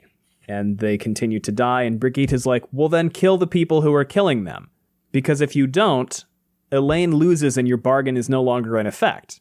And again, I'm a soldier down below. And I'm thinking, is this really the best plan we could come up with? Did we use all of the tools at our disposal before going Operation Throw a Bunch of Dudes at the problem? I don't think it inspires confidence in leadership to throw these lives away so Wilson Nilsson. So, wait a minute. Okay, so they drop lightning bolts. It's very exciting. Another bolt of lightning flashed down and struck the woman holding the rod. She flew in one direction, her mount in the other. One of the wagon team sagged to the ground, while the others danced and reared. They would have run except for their dead trace mate. "Take the others alive!" Brigitte snapped. She did not care whether they lived. They would die soon enough for being dark friends and murderers, but Elayne was in that bloody wagon. Chanel nodded stiffly, and around the wagon, riders began toppling from their fractious mounts to lie struggling on the ground as if bound hand and foot, which they were. Fractious. Of That's course. a good word. The running man fell on his face and lay writhing. "I shielded the women, too," Chanel said. I want you to listen to this part, Allie. "Even holding the power, they would have been no match for a circle of 8. How many kin do we have? I don't remember. Like it might not be that 45. many. Is it that many? Again, I just think we had other options. We take a pre-K pause, as they say on the TikTok. We take a pre-K pause and we do a quick tutorial, a quick YouTube tutorial of how to do a lightning bolt, and then we go out there. Well, it seems like they may not have. And by the way, they might not even have needed the lightning I know bolt. we're nitpicking. That's what we are doing today. They might not have needed it because it sounds like they might have been able to shield them. I wouldn't have to nitpick if there weren't nits. So, Guy, again, to reiterate, very cool scene. No, it's a really Very cool cool scene. scene. And I will die on the hill that the scene is very cool. And we did need it. I just needed a slightly better explanation for why we didn't take the kill. Guy Bon raised his hand, slowing the charge to a walk. It was remarkable how short a time it had all taken. He was less than halfway to the wagon. Men mounted and afoot were still pouring out of the gateway. Swinging into the dun saddle, Brigitte galloped toward Elayne. Bloody woman, she thought. The bond had never once carried any hint of fear. And that's the end of chapter 32.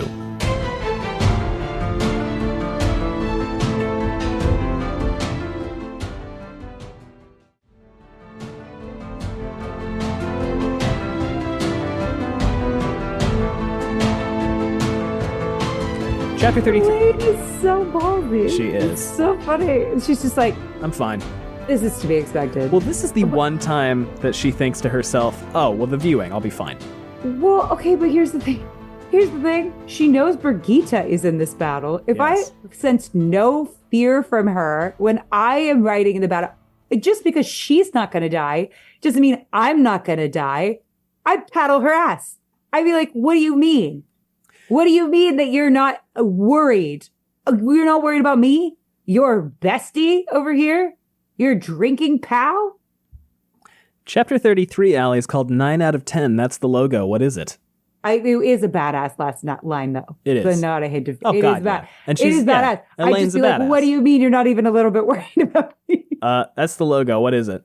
It's a lion. It's the Of lion. Andor, probably. You did take notes for this one. Did I? Yeah. Hot dog. Is this chapter? No. 33. I do not have notes on this chapter. Yeah, you did. You took That notes. is a lie. A Did you take them damnable on? lie. Did you take them on my phone? You took them. I took them. Yes. I yelled at you to take them. I did. Yes, because I was No. making that present for my friend's baby shower. No, you didn't. No, Uh-huh. that was Roll on Death Chap.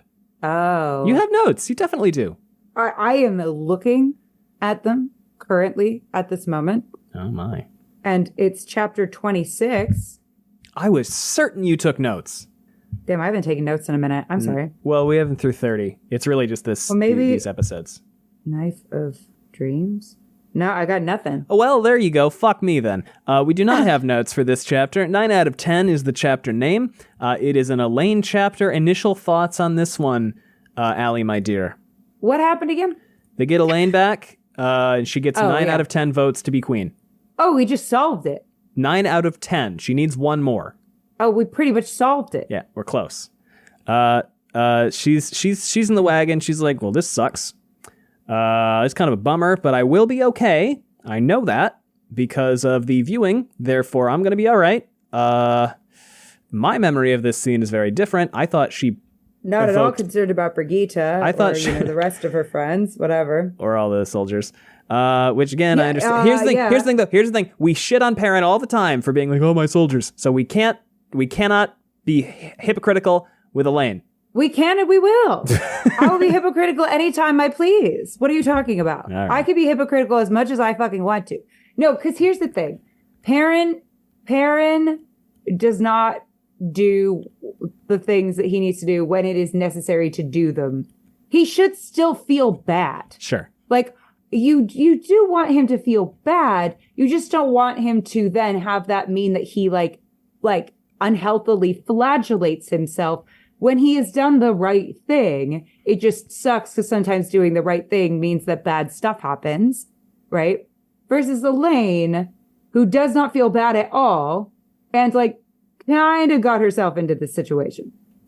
Like, yeah, she maybe needed to do this, but like, then have the decency to feel a little bad about the fact that you got all these men killed, right? Which you can hear in the wagon that's happening, right? She does. And, She feels sadness.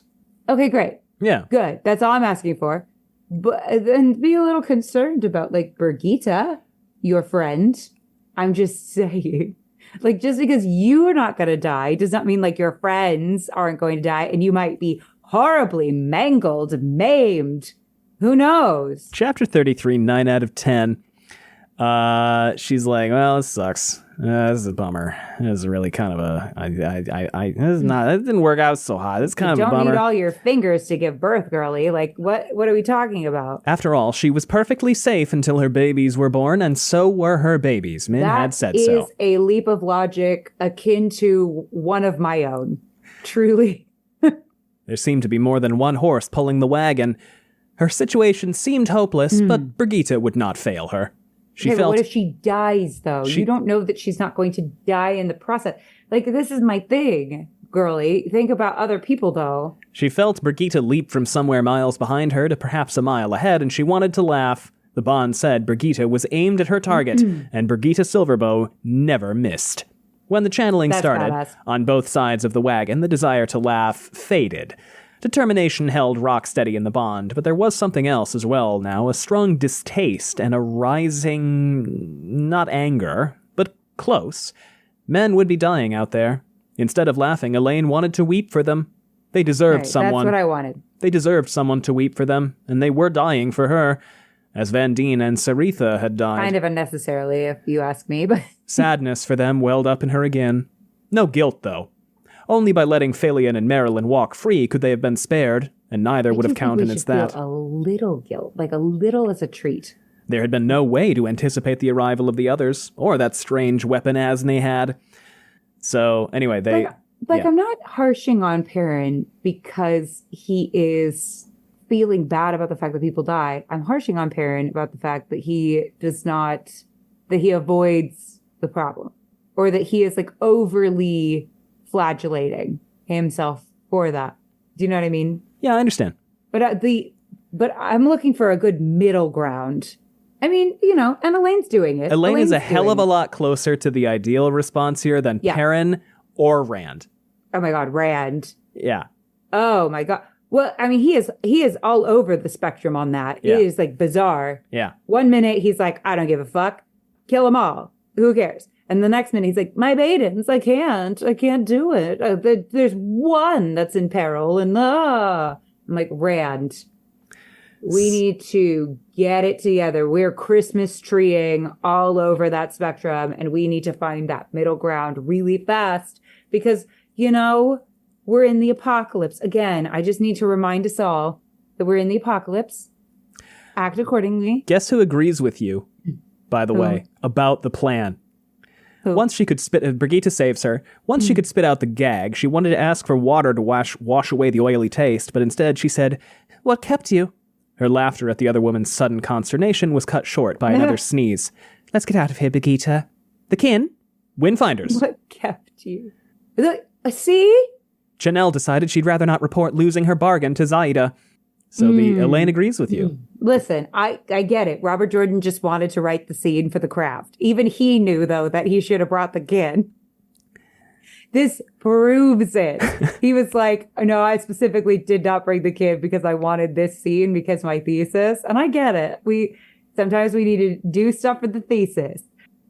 But even he knew. He's like, Elayne is calling it out. She's like, where are the kid? Where? Yeah, exactly, Elayne. Where are the kin? So, Asney's dead. RIP. R.I.P. F's in the chat for a real one. Goodbye, another of the kindergarten class. We have the other ones. We've got Tamila. We've got Phalion. We've got... Asney sounds a lot like Asney. It does. I think you've made that joke. Unfortunate for her. What? I think you've made that joke, and I support it. I'm sure I have, because it sounds a lot like Asney. We've got Marilyn. And that's not me being mean about Asney. That's just what it sounds like. And of course, we've got Chesmal fucking Emery. So that's cool. And Chesmal goes, "How did they find us?" Chesmal fucking Emery demanded. If she had not been lying in the road with a dirty face, no one would have thought her a prisoner. "My warder," Elayne said, smiling at Brigitte. "One of them." And then they get hella sexist about it. "A woman? What the fuck is this shit? What the fuck? God damn it." And I think that's really dumb. That's the Black Aja for you. Black Aja for you. Aisa die for you. I know. You're right. Silly. Gandalf specifically needs a man bodyguard. Specifically a man.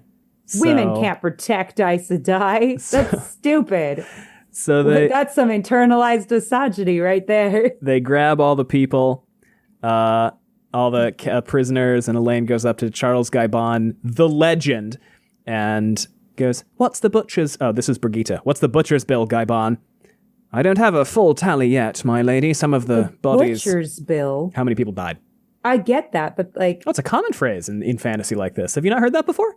That's so callous. Oh, very... Well, yeah. I mean, these people are dealing with this on like a daily fucking basis. That's so callous. That's a common phrase in fantasy like this. And possibly in the real world. Yeah, I know. Those are people. I know, but right now they have to...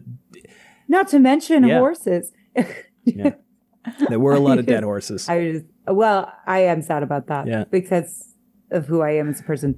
But yeah, no, if someone came up to me and was like, if I overheard the person in charge of me referring to our casualties that day as the butcher's bill, I would quit the army. I don't know. I mean, it's the fantasy army. You're signing up to kill or be killed in a lot of these cases.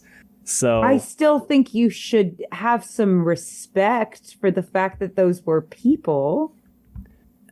I get it. I think that's a fucked up phrase. It's very common in the genre. It's fucked up. I don't care if it's common. It's fucked up. That's a fucked up thing to say. That's what fucked up people say. "I don't have a full tally yet, my lady.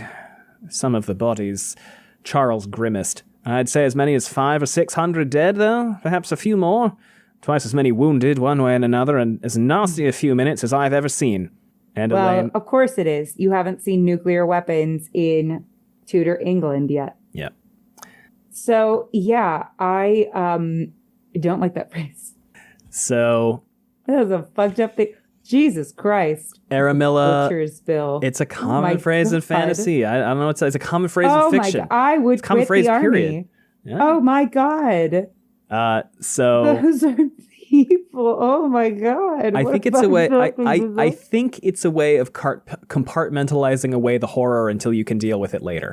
Listen, I understand that. I understand that, like in professions where you see a lot of death and stuff, you do have to kind of harden towards stuff. I just also am like, I don't know how hardened should we be to stuff. I don't know that. So they decide they want to hammer and anvil Aramilla in the ass, which is, sure. Yeah. And Elayne's like, "Give me a horse." And Brigitte goes, "You'll ride surrounded by your bodyguard. This isn't some fool story with a queen carrying her banner into battle to lead her troops. I know one of your ancestors did that, but you're not her, and you don't have kind of the expectation, though. It can be. She says, "You don't have a broken army to rally." "Why, that was exactly my plan," Elayne said sweetly. "However did you guess?" Because that's what they do. That's what the princess is supposed to do. Not always. You don't have to do it every time. It's just like it's a thing and/or princesses sometimes do.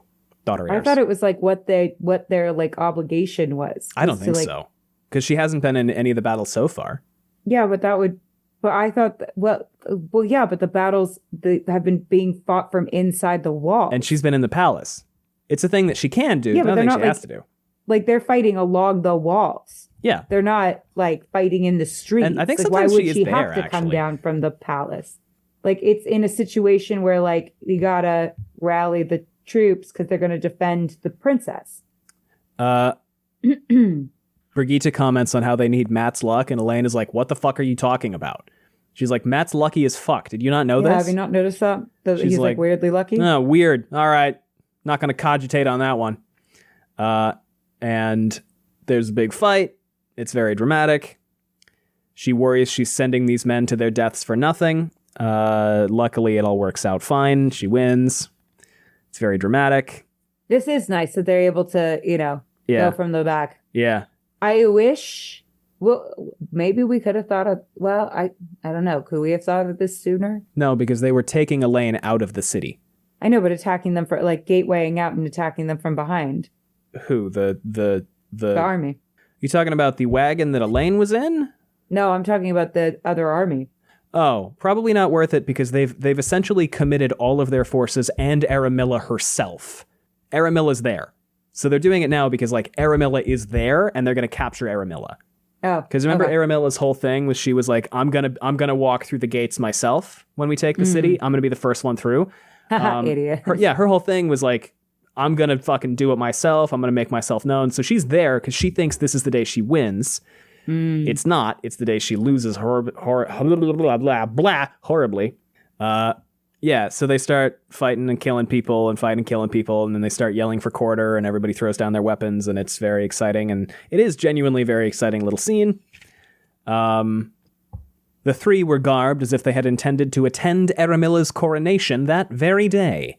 Her red silk dress was sewn That is what the intention was. Sewn with seed pearls on the bosom and embroidered with rearing white lions marching up the sleeves. Nian, slim and straight-backed in blue, with the silver triple keys of Iran climbing her sleeves and silver scrollwork across her bosom, her gleaming black hair, caught in a silver net set with sapphires, seemed subdued rather than numb. Honey-haired Elayne, in her green elaborately embroidered with gold, shared her glares between Aramilla and Elayne. Brigitte's dislike of these women was as personal as Elayne's own. "You'll be my guests in the palace for the time being," Elayne told them. "I hope your coffers are deep. Your ransoms will pay for this war you've caused." That was malicious of her, but she felt spiteful all of a sudden. Their coffers were not deep at all. And Aramilla goes, "You cannot believe it ends this way. Jared is still in the field with a considerable force. Jared and others. Tell her, Elayne." And... It's over, girlie. Yeah. You're done. So, and then Lear, Baron, and Karen Anshar show up. And Sylvace. Remember Sylvace? I do remember Sylvace. Hi, Sylvace. Sylvace also shows up. She's chill, right? We like her. Sylvace immediately goes, "Karen stands for Trakand. My grandfather suffered a seizure, Aramilla, and my cousins fell over themselves affirming me as high seat. I'll publish it, Elayne, if you wish." Oh, the creepy old guy stuff? Creepy old dude fucking died. Fuck yeah. And yes. And Sylvace, who has been acting... I don't normally root for old people's death, of course but not. That guy sucked. That guy sucked. Sylvace, who had been acting like basically a moron, for lack of a better term. She's just kind of been acting like, I don't really know what's going on here, and I'm just here for the food, and I don't really care about this politics stuff. She's like, yeah, I'm extremely sharp, actually. So fuck you. I'm in charge now. I love that. I hate this shit. My grandfather, my shit-ass, whatever, creepy relative is dead. I'm in charge now. Guess what? Go Team Elayne. Yay. We love Sylvace. I like Sylvace. Yay, Sylvace. This would not be the first time a house had switched sides, even without the death of a high seat, but best to be certain. "Trakand welcomes Karen warmly, Sylvace." She goes, "If you trust me a little, may I have custody of Aramilla, Nian, and Elayne? In the royal palace, of course, or wherever you choose to house me.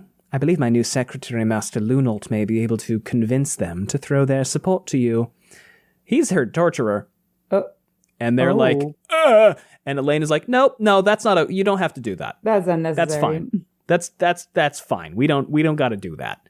So Sylvace is intense. A little much.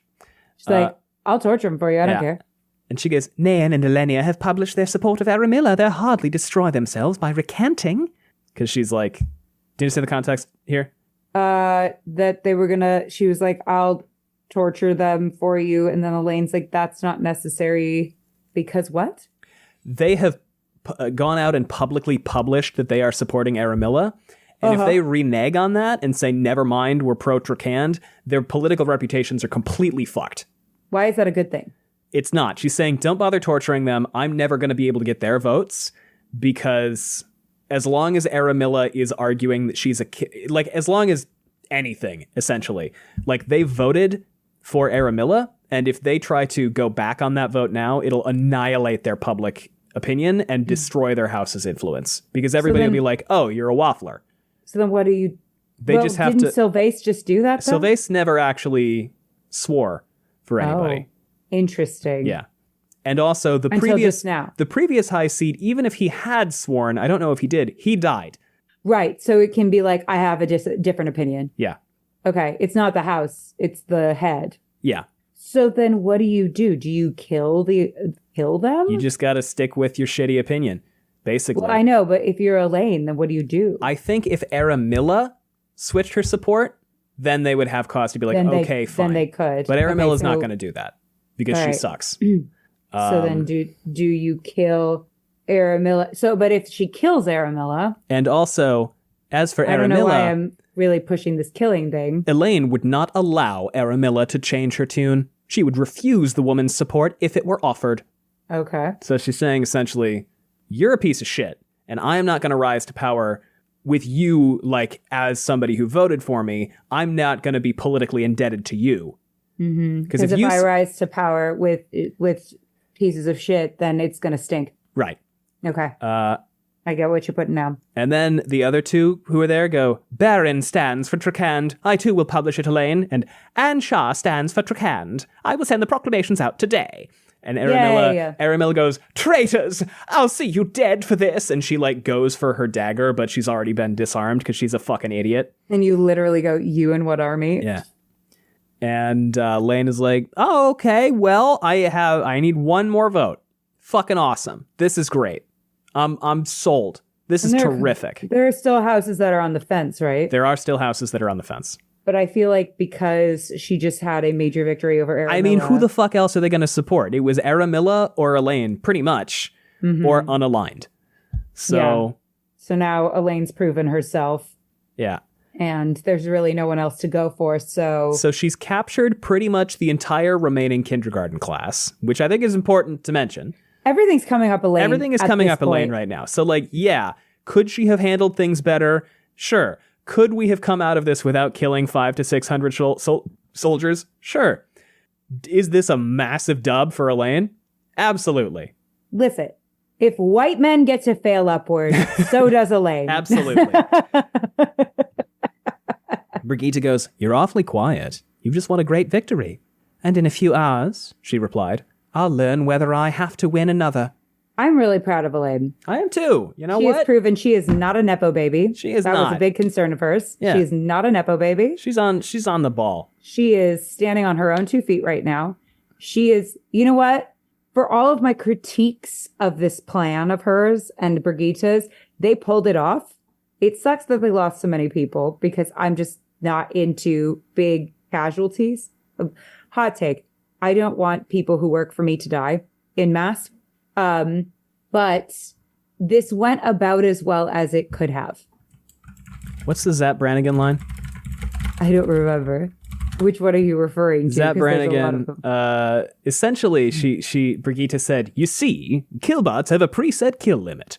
The Black Aja has a preset kill... No, sea folk have a preset disgusted with kill limit. Knowing their weakness, I sent wave after wave of my own men at them until they reached their limit and shut down. Okay, because that is kind of what they just did. It's the Zapp Brannigan method. We're going to kill people until the sea folk decide that enough. Holy shit, stop killing people. Yeah, exactly. They're like, oh my God, what is going on? This is wild shit right now. I need Weiramon to come back so I can do more Zapp Brannigan voice. Yeah, I mean, I think other than the fact that this was kind of a Zapp Brannigan plan, or pretty much verbatim was a Zapp Brannigan plan, they pulled it off. It worked out. It really did. Everything's coming up Elayne. And I'm proud of my girl. I am too. She and Egwene, they're doing the thing. And hey, San's men. Mm-hmm. San's being rescued by men. Well, I guess technically. Charles helped, but Brigitte led the rescue. Yeah, but this was a big chapter for women. This is in the pretty Wheel of big Time. win for the women. Yeah. Yeah. That was a women chapter. Mhm. You know what? I really enjoyed that. I did too. For all my nitpicking. Well, and why do you being think like, we were fucking meh. nitpicking? Part of it was just I was Look, mad about Vandene. we were going off the fucking top rope about like, well, if you thought of course it doesn't really matter that much. It's tiny. That's the it point. was a badass chapter. Elayne is a badass, right? Yeah. She did the thing. She got captured. Then Brigitte did the thing. And then they basically caught all the Black Aja. Yes, they lost a lot of people, which that sucks. Yeah. But they did what they needed to do. They caught all the people, and now Elayne is the Queen of Andor. So, Well, and she needs one more vote. Please, she'll be fine. We'll see how this one turns out. Don't. Oh God. Next time on. Hold on. No, what's going to happen? No, by the end of this book, we're solving this crisis. By the end of this book, we're done. Are you in the That's market my prediction. for one more vote? Oh God. One more vote to become Queen of Andor?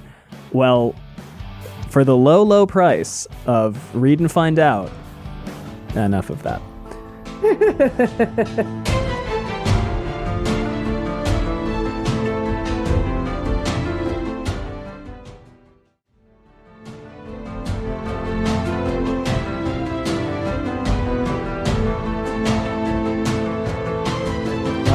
And I got another bingo.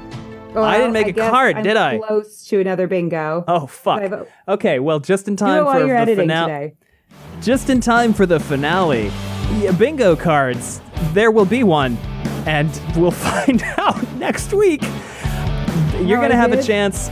You're going to have a chance before the finale, before we record it, before you continue reading. And we'll record this at some point, and then I'll stick it at the beginning of the finale. You're going to have a chance to move your bingo card sheet around after This is a good indication of how much shit there is going on right now. We're going to make a bingo card. Good Lord. Okay. All right. Can I share really quickly before we're done? Why didn't we do it now? Tell you what, read them off to me. Read the card off to me. Okay. While we're And- thinking about it. Yeah. Yeah. Okay. Hold on. Let me get the card. Sorry for the clicking. myfreebingocards.com. Bingo card generator. And you're doing it at Knife random? of dreams at last. Yes. Okay, go ahead. Gawain makes definitive choice between Egwene and Elaida. Okay. Min gets bad viewings about Tuon. That didn't happen. Neither of those things have happened yet. Okay. Tuon, it's a trap. I got that one. Swan and Gareth Bryn kith. Elayne becomes Queen of Andor. I'm feeling really good about my chances here. Okay. Fael is rescued. Check. Nailed it. Perrin Wait. Ah, shit. Hold on. There you go. Okay. Perrin kills Roland. Check. Are you playing a thing every time I Yes. win? Yes. Okay. Tom Moraine letter reveal. Check. Moraine revealed to be alive. Check.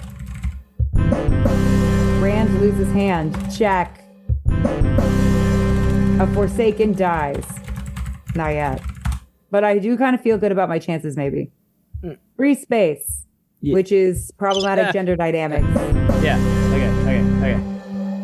Sorry. Yeah. Go ahead. Galad kills Aemon Valda, hopefully. Check. Joyland dies. Did not happen. Shiriam revealed to be triple agent. Adelius's killer revealed. Check. Davram Bashir dies. Massima dies, hopefully. Didn't happen. Aram kills someone innocent. Now, He didn't really kill people. he tried. He didn't, though. He failed.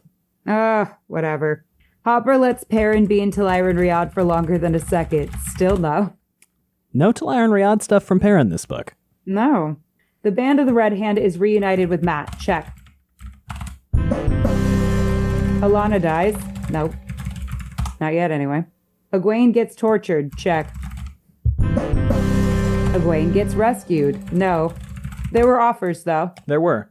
Slayer kills something. Slayer does anything. Yeah. Nope, not this book yet. Okay. All right. I'm going to pause recording for a second, and then I'm going to make the card, and I'm going to randomly... Well, I can do this while we're talking. Can't I?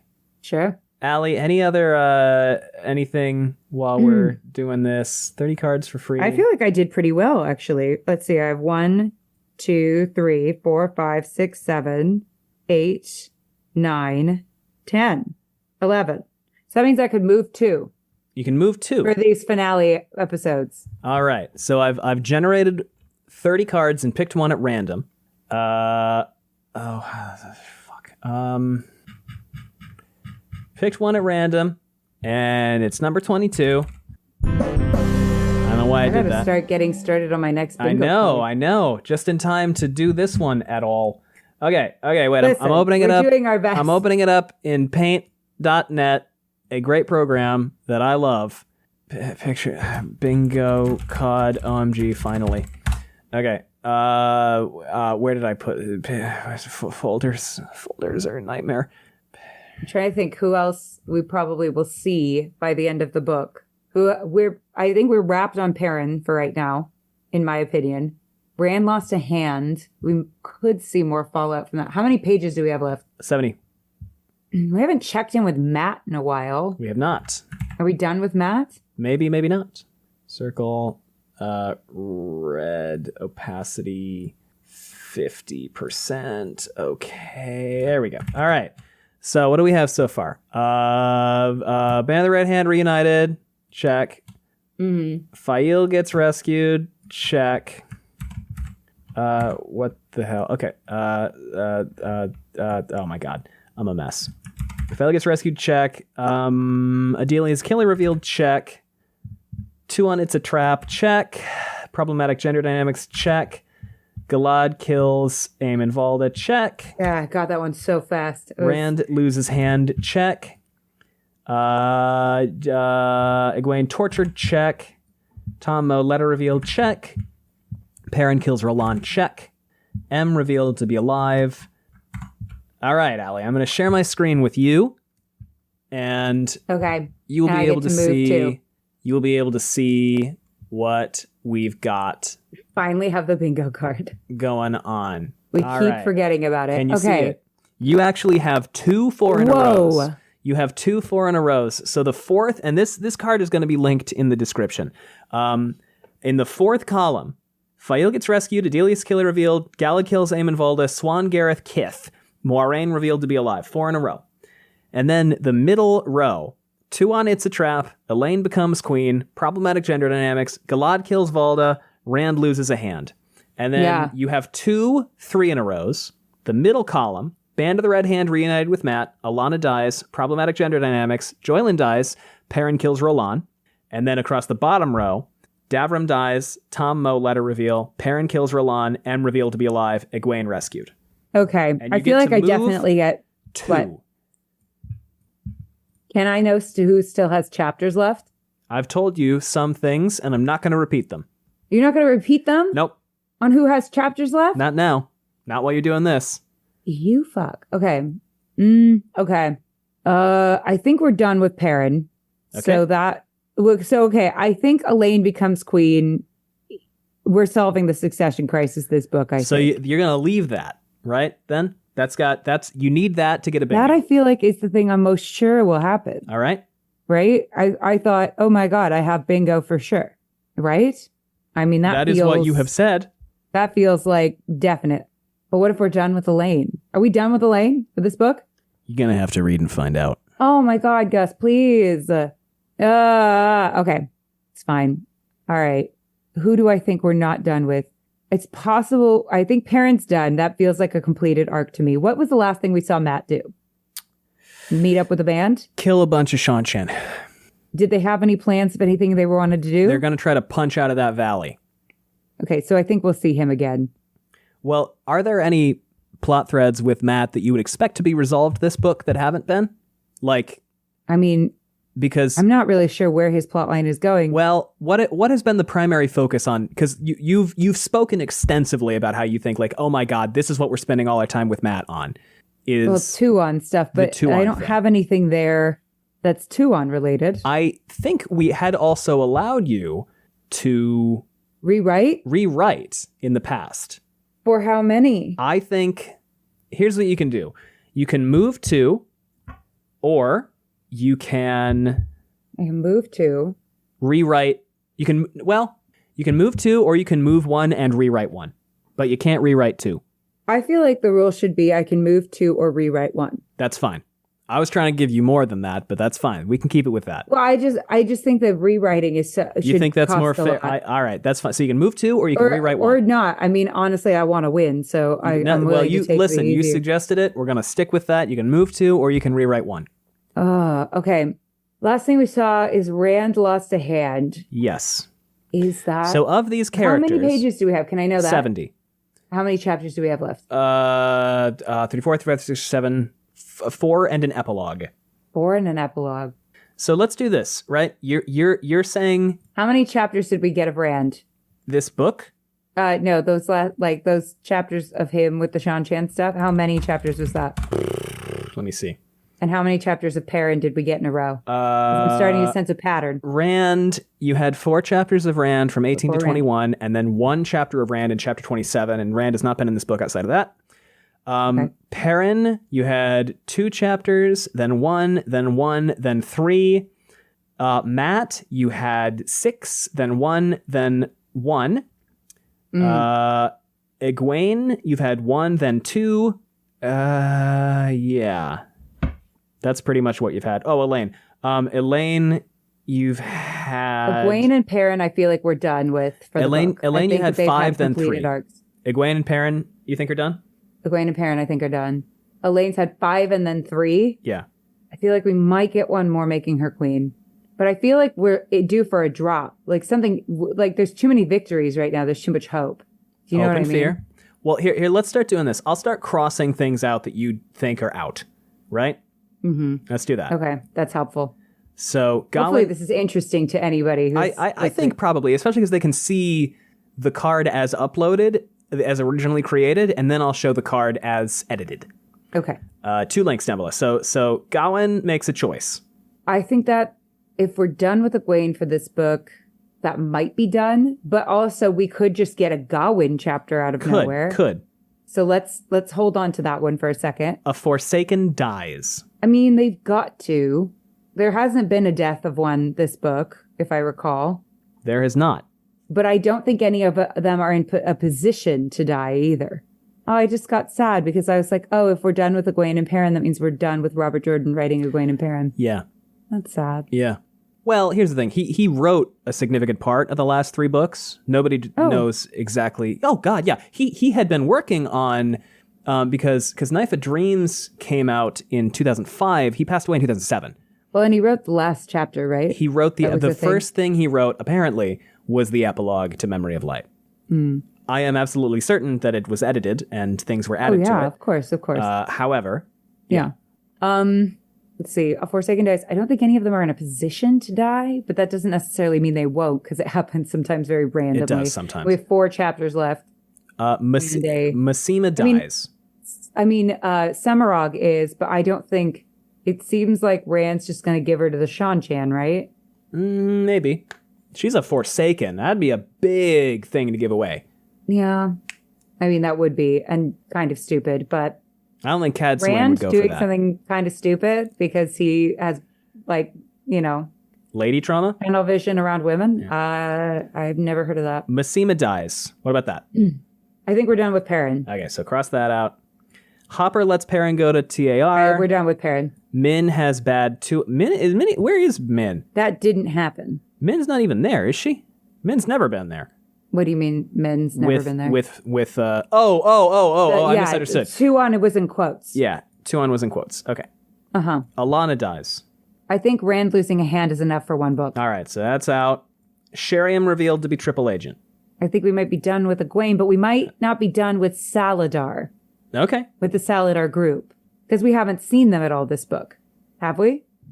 We saw them Oh, briefly. yeah, we saw them. We saw them briefly. Swan was trying to keep it together, if I recall.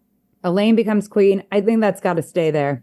All right, we'll leave that. I feel really good about that one. Slayer kills something. That's a possible, like, epilogue-y kind of thing. So let's keep that one. Aram kills an innocent. I think we're done with Perrin. Oh, he's dead, too. He's dead, So yeah. no. Who's Joylin with again? Matt? Matt. Because his girlfriend's afraid of the Shan-Chan. Oh, yeah, And that's the whole thing. Yeah. Matt. Swan and Gareth kiss. Again, we could Wait. spend time So with Joylin Salad or dies people. is on the table. I think so. All right. I don't think Matt's done. I think probably the last few chapters we get might be Matt. Swan and Gareth kiss.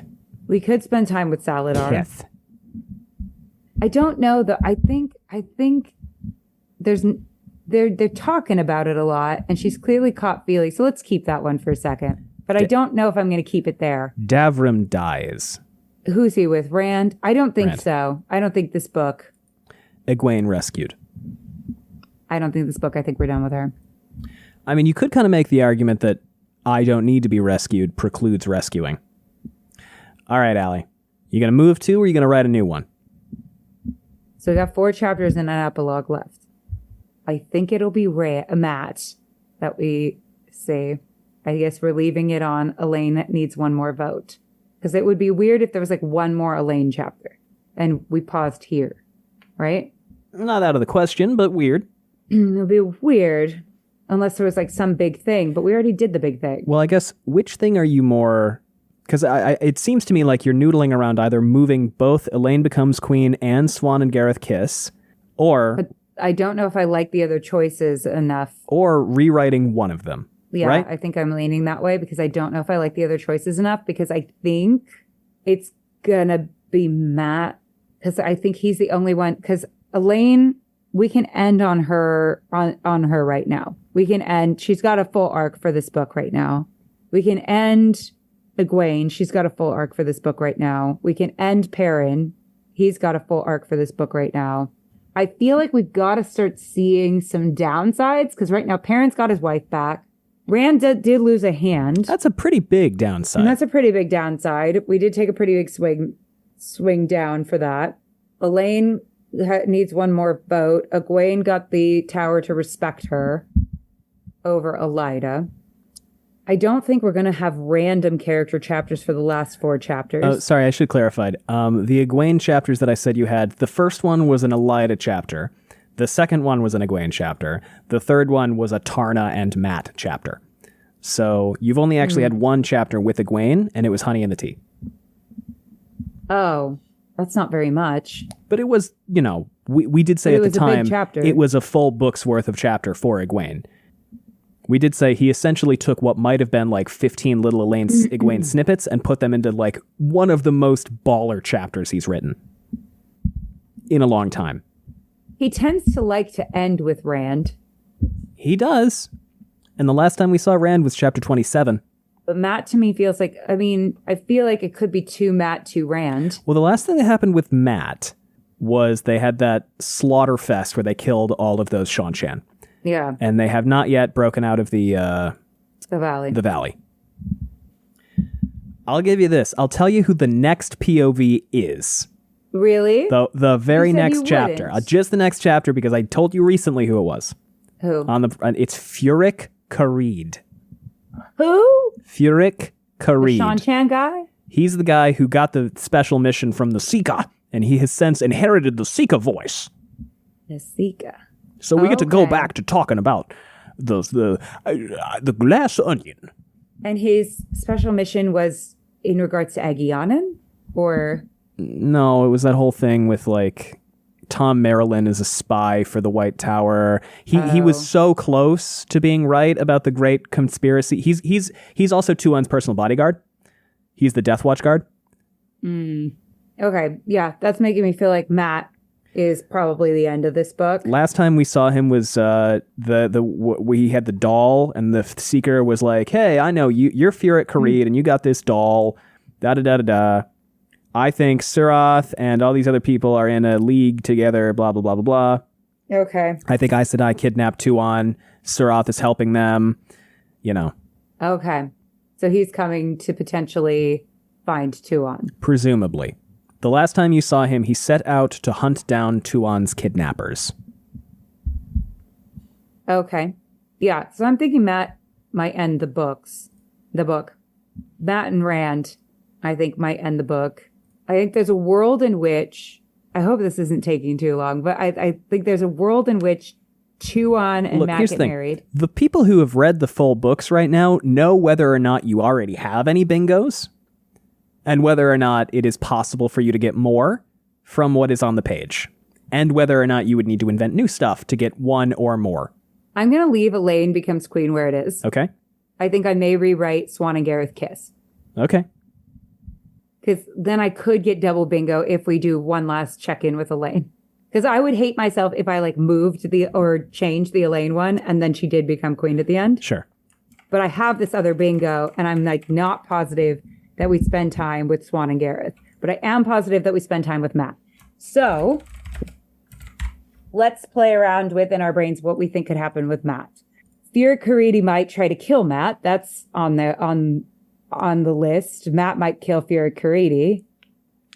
Matt and Tuon might get married and end that plot line so we can go get Moraine. Right? Because we kind of need to free up Matt's time.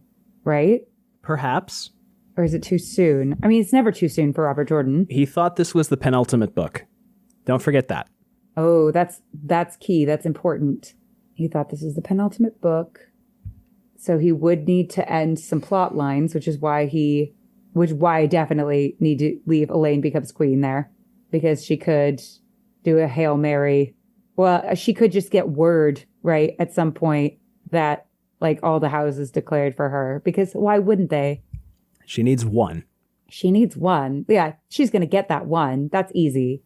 We don't need to end on suspense. So that we're going to hear about somehow, I think. So let's leave that. So Swan and Gareth kiss.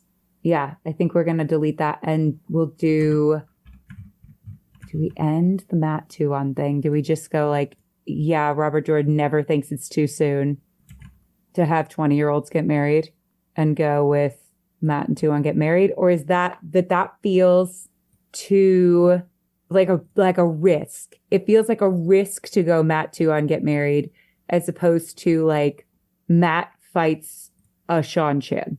But is that such a whiff? I might even say Matt fights a Seanchan is in the same realm as Perrin thinks, where he's already actively fighting Seanchan. Yeah, so that's kind of cheating. Okay. I could see a world in which, are we, the other thing was I was Fear Karidi takes Tuon, but I was are we going to go from Bail is taken but to Tuon is taken? Fear Karidi is her bodyguard and is one of the only people who is not there's an impersonator Tuon. We have to kill her. So right, Fear Karidi taking Tuon. He might misunderstand what's happening and think that Matt has kidnapped Tuon. Yeah, sure. Right? So he might try to kill Matt. Well, to be fair, Matt has kidnapped Tuon. True. Yeah. But the thing that I'm hung up on too is that Matt has already theoretically proposed to Tuon, right? And all Tuon has to say is that sentence back 3 times. Yeah, she has to say Matt from Cawthon is my husband 3 times. Here's what happens. Fear Karidi comes and tries to kill Matt, right? This is what is going to happen. Fear Karidi comes and tries to kill Matt because he thinks that he has kidnapped Tuon, which is technically true, but Tuon has Stockholm Syndrome because that's big in these books. And Tuon, to save Matt's life, says, Matt from Cawthon is my husband. Dramatic. So is that it? Is it Matt and Tuon? Tuon says, Matt from Cawthon is my husband. Tuon says Matt is husband. All right. That's my final answer.